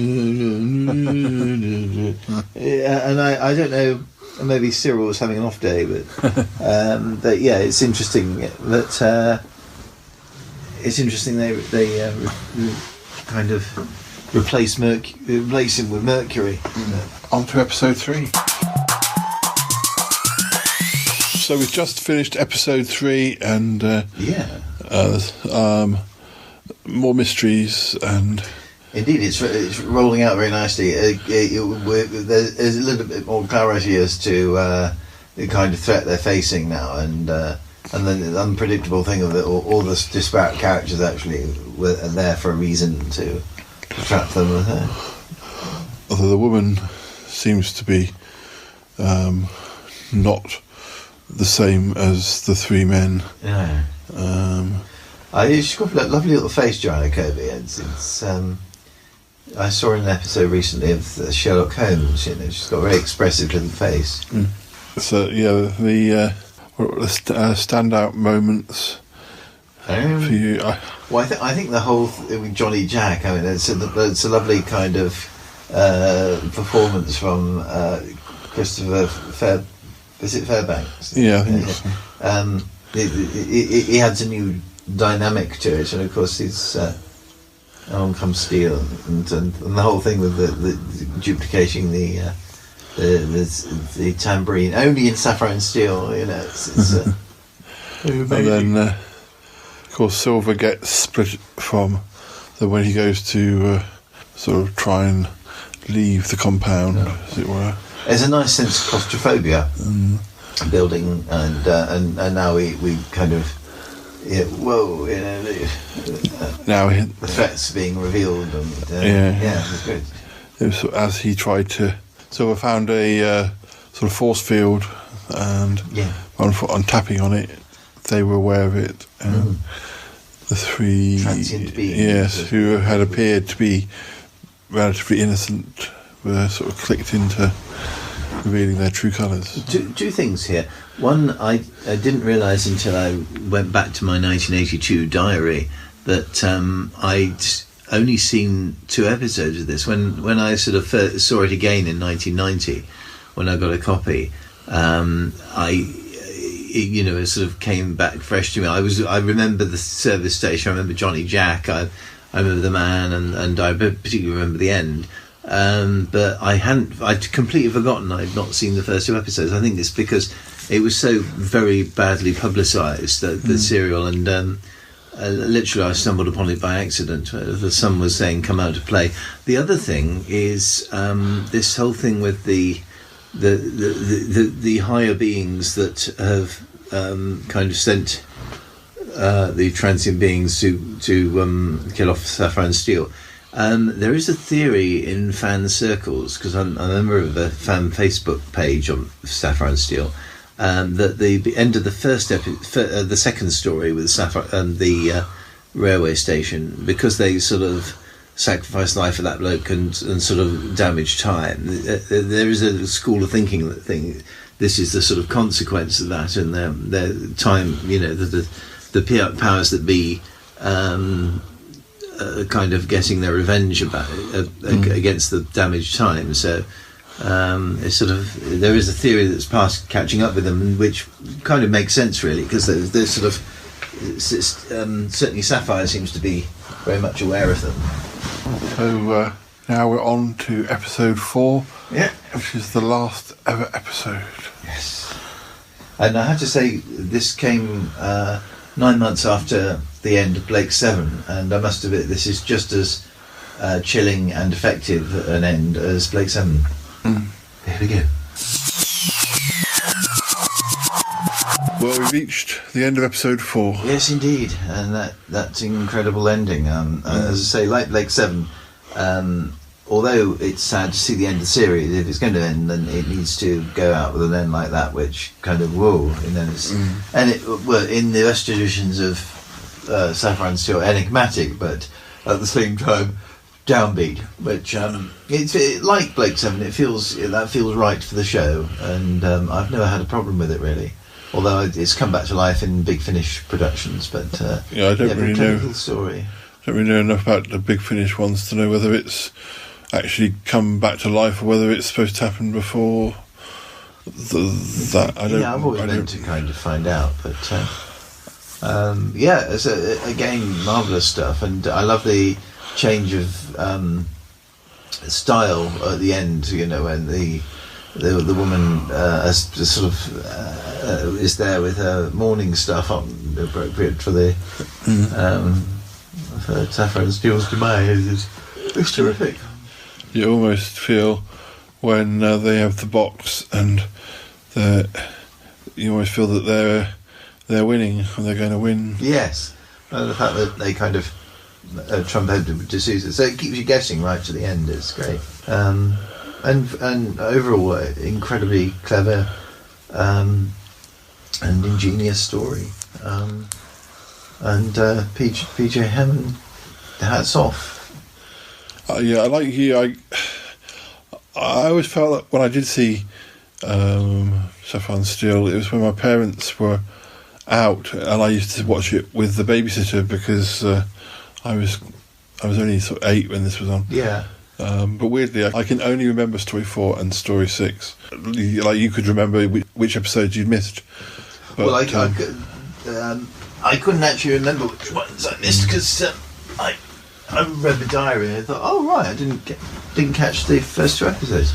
And I can't. I couldn't tell if I felt like I saw every episode. Yeah, I do remember. I saw the last 2 episodes of this. I saw. Because the first story back in '79 clashed with the Doctor Who repeat of Pirate Planet, sort of, they didn't really get much of a look in, and I wasn't really in the habit of watching it. The only bit I remember from story 1, apart from reading about it and looking, was the very, very last shot of Sapphire saying, "Rob, goodbye." Despite the ITV strike, I saw all of story 2. Story 3 I saw in little bits. I don't know. I kept missing it. I think by story 3 I was at senior school and I was doing homework and things like that. I saw all of story 4. I saw only the 3rd episode and the beginning bit of episode 6 of story 5. And like I say, I saw the last 2 episodes of this one. But the scheduling was such that... and some of the publicity was such that you weren't able to really catch up, kind of do it justice. But I think it's a fine, and actually to get 2 people as busy and high profile as Joanna Lumley and David McCallum was quite a for a low budget show was quite a feat. But then the scripts were very good, so. I think David McCallum was always very happy with it. But, it's always a joy to watch. Yes. And as I say, I think it quit whilst it was ahead. Whether they were sort of saying we're not making any more because the franchise has run out, I don't know. But as I say, it's almost Samuel Beckett-esque in its sort of. Very minimalism and very symbolic thing, like there's some shortcut. The sort of unofficial business they're wearing suits and the sort of the different characters there. Fascinating.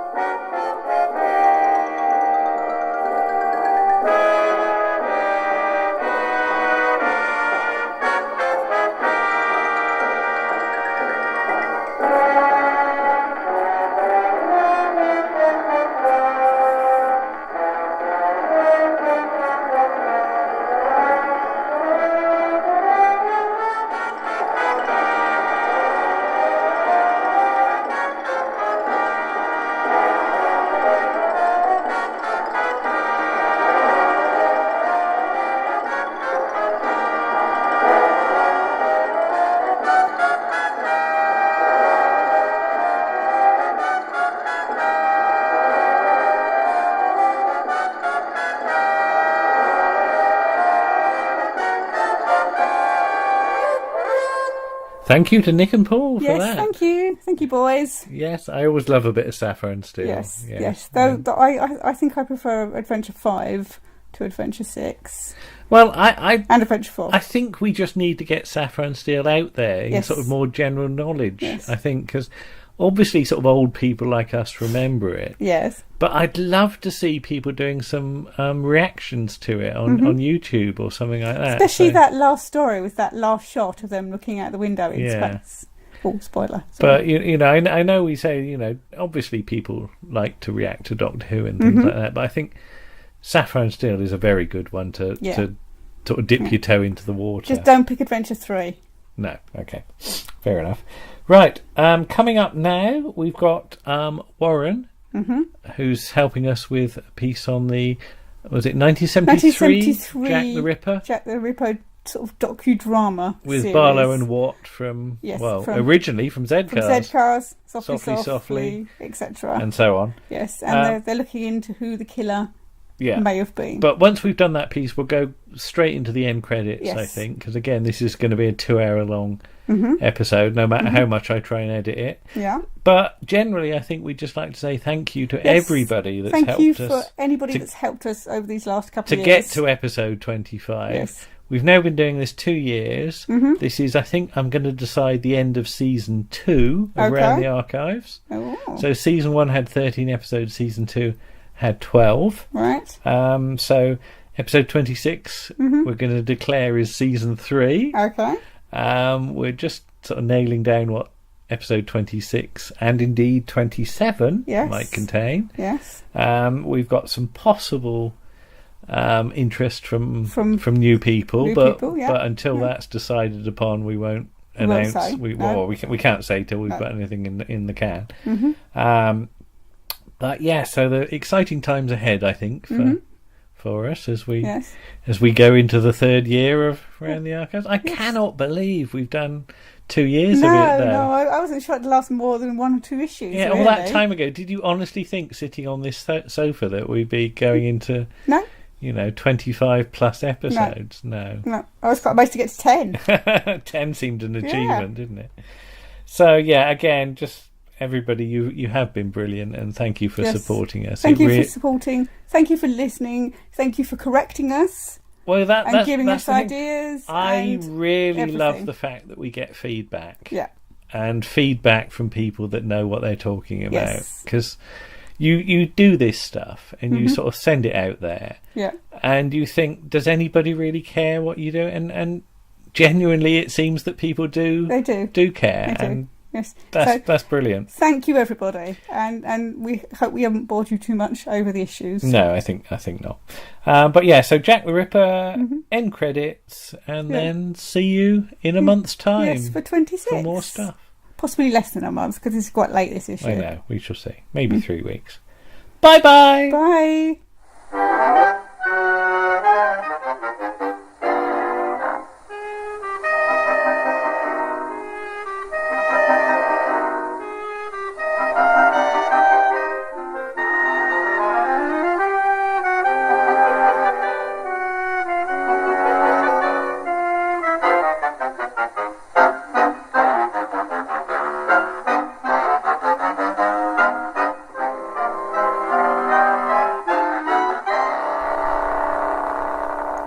Hello, Lisa. Hello, Warren. Hello, Andrew. Hello. Hello. Hello. Right. Where are we going to travel to today? Today we're going to, well, it depends what you mean, because we're going to travel to Birmingham 1973 initially. Yeah, I wasn't expecting you to say that, to actually. look at the BBC series Jack the Ripper. Yes. And it's Barlow and Watt investigate Jack the Ripper. So technically we're not going to London 1988? 1888 even. Yeah. Because it's coming to Birmingham. It's coming to Birmingham because it was filmed at Pebble Mill. So we're going to look at the series, but first of all we should probably talk a little bit about who the main players. Yes, who Jack the Ripper was. Yeah. And the answer to that question is we don't know. Nobody knows. Nobody knows. Nobody knows. Or so if we're led to believe. If they did, and the files have long since mysteriously disappeared. Yes, and I don't think the fact that a lot of the files have disappeared should be looked into in a sinister way. No, I think they just lost them. Yeah. It's quite understandable. Yes. So nobody will ever know who Jack the Ripper was. No. And the reason we're talking about this partly is because it's 130 years this month. That's nearly Tropy's age. Yes, since the murders occurred or started to occur. Perpetrated. Were perpetrated. I like that word. Depending on your point of view, the first murder was on the 30th or the early hours of the 31st of August, 1888. Yes. But it is possible that there was an earlier murder, but we're not going to look at that. We're going to look at the victims that were the documented victims. Yeah, the 5. Because there is a lot of supposition around were there 2 or 3 others that perhaps beforehand and after even that were involved. But we're going to be looking at the main players. At the 5 that Barlow and Watt look at. Yeah. So now, just in case you don't know who Barlow and Watt are, they're one fat bloke, one thin bloke. One fat bloke, one thin bloke. They're fictional policemen. They are played by Stratford Johns and Frank Windsor. And his hat. And his hat. Though he doesn't have a hat. He doesn't wear his hat. Trilby in this, does he? No, because he's inside. He don't wear a hat inside. They have a sofa though. They do have a sofa, like our sofa yes, here. and some whiskey.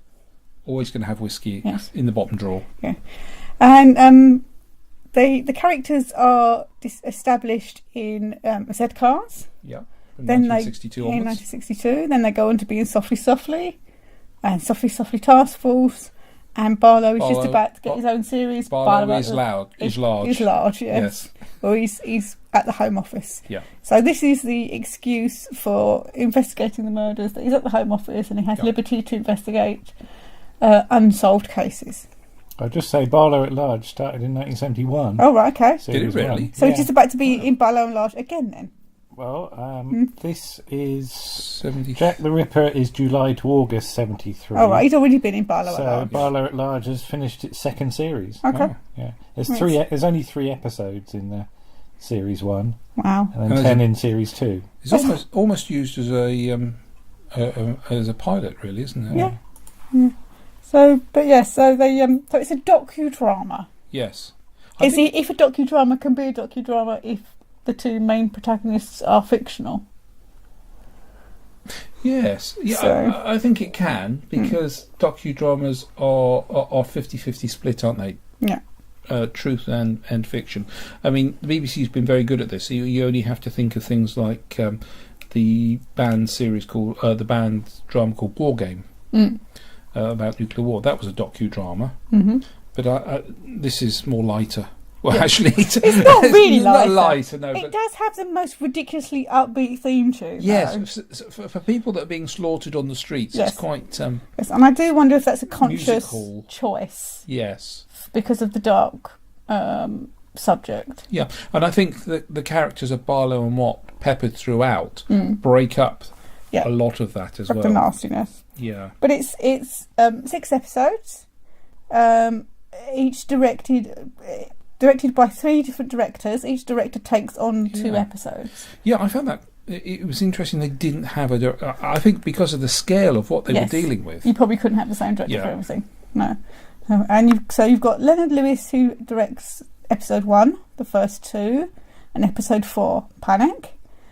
Gilchrist Calder, which is a great name. Brilliant name. Who directs Double Event and Suspects. And David Wicks, who will go on to direct another version of the Jack the Ripper story in 1988. Yeah. Who directs episode 3, Butchery, and episode 6, The Highest in the Land. Now, I will say, Gilchrist Calder, who I've never heard of and never seen his name on anything else, is an absolutely superb director. Yeah. Because there is a scene in episode 2 of Jack the Ripper, the Double Event, where the camera is following one of the victims. And now, bearing in mind the cameras in 1973 wouldn't have been that portable. No. It's superbly well done, and it's also very tense. Yeah. It's, I mean, I have to hold my hand up and say I watched most of these episodes feeling tense because of the subject matter. Because it's a really nasty... It's uncomfortable, isn't it? It's uncomfortable, yes. And I think that the way it's constructed, constructed in the fact that they have actually taken the time of not making a sensationalist drama out of it. No, it's not sensationalised at all. There was an interesting, if I throw in a bit of a background thing, they moved the files of Jack the Ripper from Scotland Yard to the Central Records Office, and the last people to see what was left, the large majority of the documents that were left, was the team who wrote this. And whilst they were moving the documents, a number of them went missing to the Central Criminal Records. They don't know whether they perished and people just threw them away, or people thought, no, we're not going to keep these because they're so old, there's no point in keeping them, and weren't aware of what their relevance was. So literally the team that put this together were the last ones to see the entire the documentations in its entirety. Yeah, I mean, I have read a few books about this, and in one of the books it does say that a lot of the time, if they ran out of space, they would just pull a chunk of paperwork out and throw it away. Yeah. And they didn't look to see what file it was. Not at all, they just say, well, we're not going to need that, so we'll just throw that away. Yeah, and you can understand that. Yeah, so possibly it's because a lot of people think this is a sinister thing in itself, that they've got rid of the files because there's something in there that implicates somebody that doesn't want to be implicated. But I think it's just human error. The other thing you have to look at is things like storage, the facilities in which they would have stored these documents. It's lucky it actually lasted this long. Yes. Because these would have sat in, after the investigation, they would have sat in a dusty, airless cupboard, quite happily rotting away. Perhaps if they got damp, then that's that. But let's look at one of the main players, and one of my favourite characters is the main investigating officer. Yes. Which is Inspector Frederick George Aberline, born the 8th of January 1843 in Blandford. Blandford, Dorset. Which is quite local it's to a us. long way from the East End of London, isn't it? It is. So any time you see a representation of Inspector Aberline on screen, and he's a Cockney, it's probably wrong. Yeah. Because I think, and obviously you can't say what kind of accent he would have had. No. But I think it would have been a more neutral accent. I think he would have got rid of his Dorset twang because he wouldn't be taken seriously in London. Yeah, it would have been interesting to know what his accent would be like, because he spent most of his service in the East End of London. Yeah, so maybe there was a bit of a... But that was a cultural melting pot anyway. Yes. And people from all around the world there. In fact, he has a nice set of side whiskers looking at his does. If that is indeed him. There is a picture that's allegedly him, but obviously there is no one that can actually nobody about say that. No. Because he didn't have any children, so there wasn't any... I didn't know that. Okay. No, any memories of Blandford, Warren? Any stories of going to Blandford? Because there used to be a bus that went past our house every Thursday to go to Blandford. And I remember going in the tea rooms and having me long bun, me iced bun, and coming home again in the afternoon. The only thing I can remember about Blandford is I bought my first Doctor Who magazine in Blandford. All right. At John Levine and Sergeant Benton on the front. I know we were laughing about that. But 1983? Do you know, I can't remember. It might have been 1982. I can't remember. White cover, white background, big picture of Benton. I remember the gents' toilet with no roof. Eh? Why do you remember that? Because it had no roof. It had no roof, and I can remember using the lavatory, and it started to rain. I could see the stars. Yes, because it was and it started to rain. All right. I just remember the where the buses used to park around the back of the car park, which was the car park that used to flood. Yeah. Yes. Oh, King's Fields. Yes. Yeah. There we go. Anyway, where the steam rally, that was the first place it started off. Oh, right. Of course, Crown Fields. Crown Meadows behind there. Anyway, digress. Yes. So anyway, that's where Frederick Aberline was born, in Blandford. He's a Blandfordian. He was. His father died in when he was quite young, about 7. It does say, can't see it. 1849. So yeah, it would have been 6 or 7 when his father died. And when he left, he probably did go to school, but when he left education, he became a clockmaker. And then he decided to go to London, and he became a PC in the Metropolitan Police.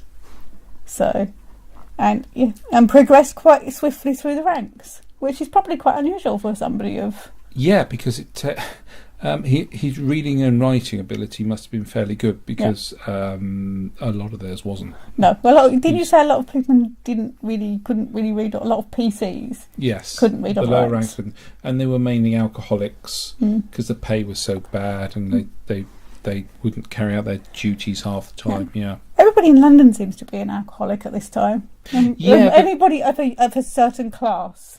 Yeah, I should say. The prevalent thing then was gin, wasn't it? Gin was available, and that was they used to just bus it in, didn't they? In great big kegs to keep areas under control. Yeah.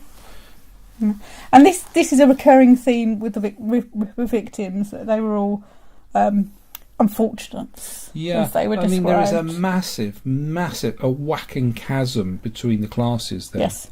And Whitehall was just outside the outer limits of the City of London, but it was also far enough away from the fashionable West End for them not to be aware of what was going Whitechapel, on. You mean? Yeah, sorry, where did I say? Whitehall. Whitehall, I do apologise. Yes.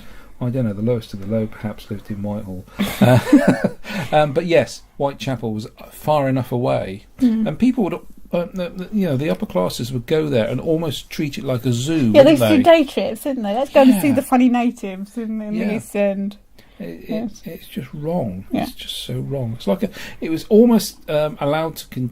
The degradation was also allowed to carry on like an experiment. It's like a sick social experiment, isn't it?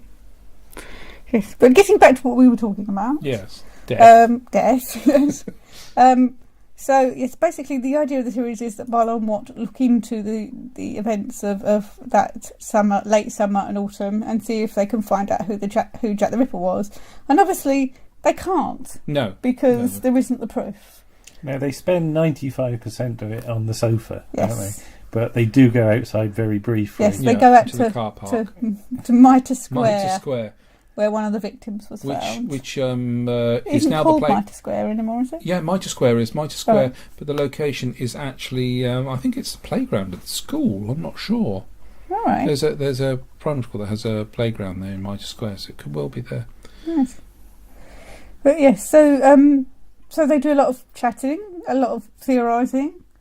A lot of writing on boards. Writing on chalk on blackboards and a whiteboard with a squeaky pen. It is treated like a major investigation into a murder. They list all the victims, how they died, what their nicknames were, how old they were when they died. The last locations.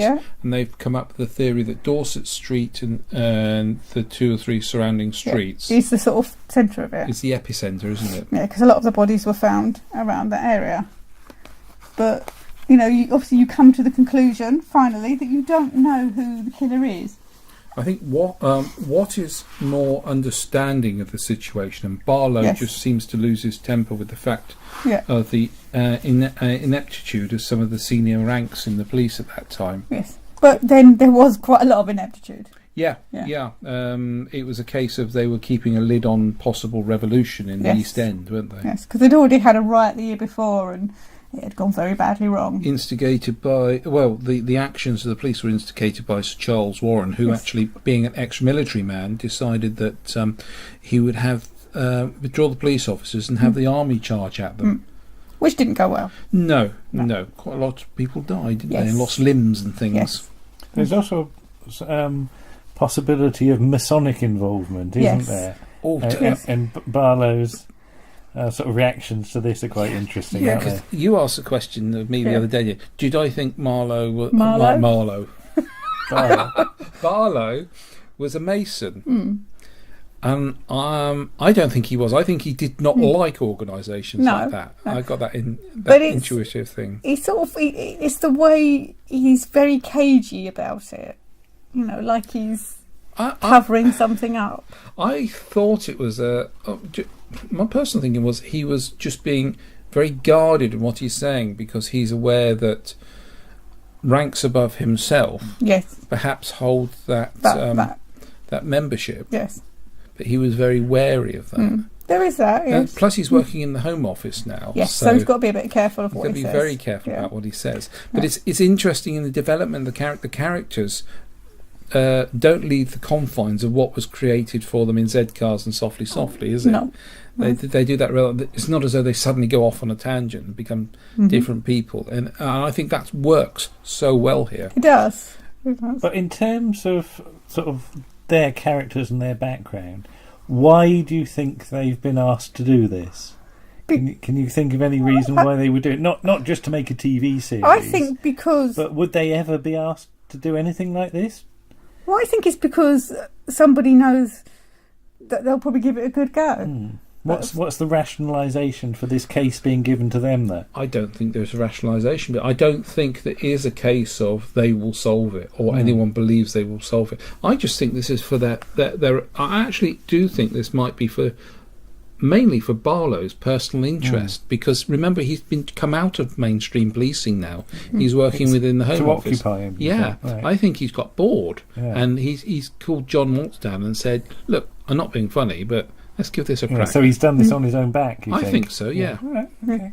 And I will point out that in 1973, it's 75 years since the murders. Yeah. So it is a I good mean, yes, hook there are external to hook reasons it on. for doing it, but I'm just what are the interested personal in drives? Yeah. why they would suddenly find themselves in this room. You know, what's led to this? Yeah. So it's just an interesting question. But it's a really interesting series, and they come up with lots of theories, and obviously, as the last episode indicates, they do discuss the possibility that it really annoys Barlow. The last episode, doesn't he? He gets very angry. Yeah. But in the last episode, one of the suspects was Prince Albert Victor, Duke of Clarence, though he wasn't the Duke of Clarence at the time of the murders. He doesn't become Duke of Clarence until 1891. But the eldest son of Edward VII and Queen Victoria's grandson. Yeah. And quite frankly, I think the idea that he was Jack the Ripper is preposterous. I think it was idle tittle-tattle. Yes. I really do. Yeah. And it's the sort of thing that George Lusk would have come up with. Yeah. Yeah. Yeah, but, there is the theory that the murders... I've seen the theory that the murders were carried out in a coach, which is why there's no blood.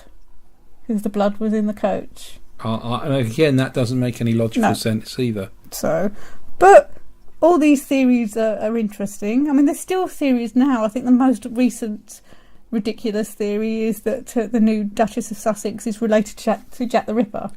You what? And how they even know that? Oh. She's obviously distantly related to one of the suspects. What a load of cobblers. Yeah. But it's still going on. They're 130 werewolves years anyway, later. aren't they? There's this thing in the episodes there about how there's no description, or there's only one description, which then isn't acted upon. Yes. The deerstalker man. Yeah. Or the man with the tall hat.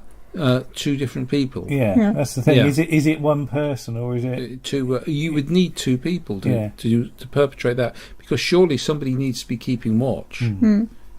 But there's a lot of familiar faces. Oh, there is. Pop up. We should say about who's actually in it. Yeah, we must say that the detailed reconstructions are really good. The BBC is really good at drama. Yes. In Victorian drama especially. Yeah, particularly, And this was done particularly well. Yes. Yes. I mean, you've got the likes of this. Then this is in just small parts. This is not even a 5-minute part for a lot of these people. So you get people like Bernard Kay, Maurice Perry, Christopher Benjamin. Christopher Benjamin being Henry Gordon Jago a few years before Henry Gordon Jago, and not as obviously as overtly flamboyant. Yeah, but with a cigar. With a cigar, yes, I remember. And Brandy Snaps is in it, isn't he? Yes, Cyril Shaps. Cyril Shaps and Mark Eden. Yeah, Wendy Williams. Yeah, Alan Ford, Kenneth Colley. Kenneth Colley's got a part as a one-scene policeman. Yeah, it's amazing what people are. It's just amazing for the fact that people are appearing in it, and as you say, it's just for such a small period of time. But the cast is huge. It is absolutely. But huge. Then it has to be huge to envisage the scope of the amount of people that were involved indirectly or directly. Yeah, because with the policemen, the jurors, the coroners. This could have been so cheaply shot. It could. It could have literally just been Barlow and Watt. In an office. Yeah, talking about it, and it could be illustrations or using, but it's not. It's It's almost as if we're watching what's going on in Barlow and Watt's head. Yes. Yeah. But yeah, it's. It's not commercially available. No, and it should be. It should be. And if anybody from Simply Media is listening, or Acorn, or Network, you'd have at least 2 people buy it. I know that's not a lot, but I'm sure more people will buy it. I think that would be a good seller. I really do think that would be put a it in good a double seller. pack with because they did another series a few years later called Second Verdict, I think it's called. Yes. And that's not available at all. I mean, you can track down Jack the Ripper on YouTube and places like that, but that's not available at all. And that's investigating unknown, unsolved crimes. I mean, like The Princess in the Tower. How do you even investigate The Princess in the Tower? But I'm sure Barlow would have been about that. Yeah, I'm sure. I can just imagine him getting really cross at the murder of these 2 children. 2 innocent babes in arms. Can I ask then, what happened to Abeline? What happened to him? Well, he retired from the police in 1891 or 92, and he became a private investigator for the Pinkerton Agency, and then he retired from that in 1904 to Bournemouth. So he came back to his roots. Came back towards And Bournemouth would have been Hampshire then. Yes, and he's buried in the cemetery in Bournemouth. And about 8 or 9 years ago, a headstone was put up on his grave because the grave was previously unmarked because of his years of service. So, and there's also a plaque up on his house where he lived. Okay. So, and just to mention another famous case that he was involved in, wasn't he? Oh yeah, the Cleveland Street brothel case, which I don't actually know that much about. I think you know a bit more about that one, don't you? Yeah, I would say to people to read up this because it's quite interesting in the amount of powerful people that were involved in that. Mm-hmm. It's basically a brothel being run with young men and women working in it, and it brings into question a lot of people's beliefs and morals at that time. I would recommend people read it up with them rather because it was very, very twisted and very interesting twists and turns. Yes. And it's worth reading up about that if you get the chance to. Yeah. Yeah. And that brings into royalty as well. It does, Yes. possibly. Well, thank you, boys and girls. That was and we'll be most doing interesting. Yeah. We'll be doing more about Jack the Ripper in the next issue, and possibly the one after that as well. Yeah. More to speak Yes. of then. So- Jolly Jack returns. Okay. Thank you, Anne. Okay. Bye-bye. Bye-bye. Bye.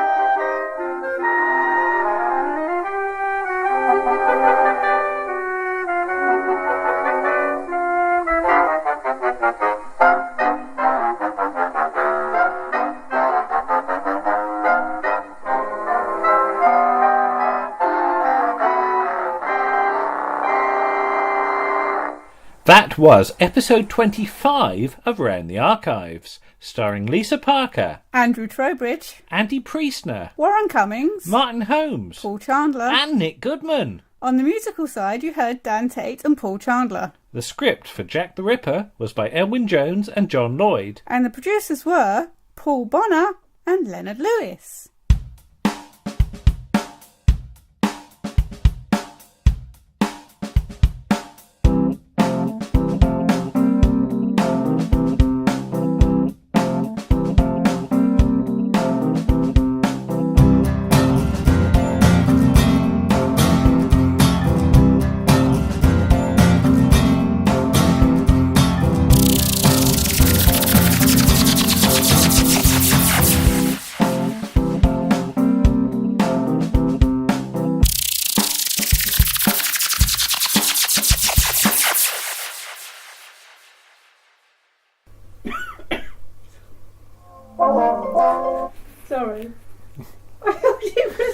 good.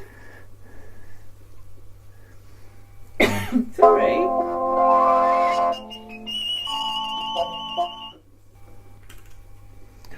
Wait till Cruncher's finished. You alright? You got a cough? I held it and then...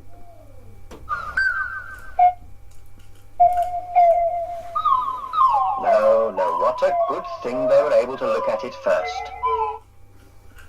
There's a lot of clangers there. Yeah? What do you mean?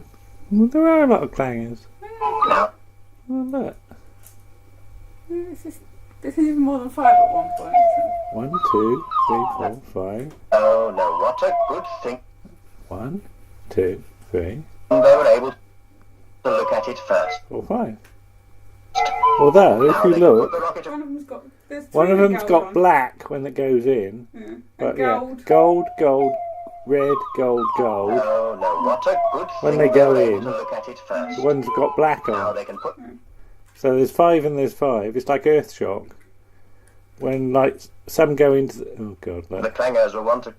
When people go into the TARDIS and Earthshock, the order changes and the sex changes. Mm-hmm.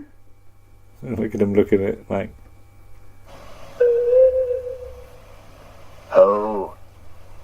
Oh dear, yes I see.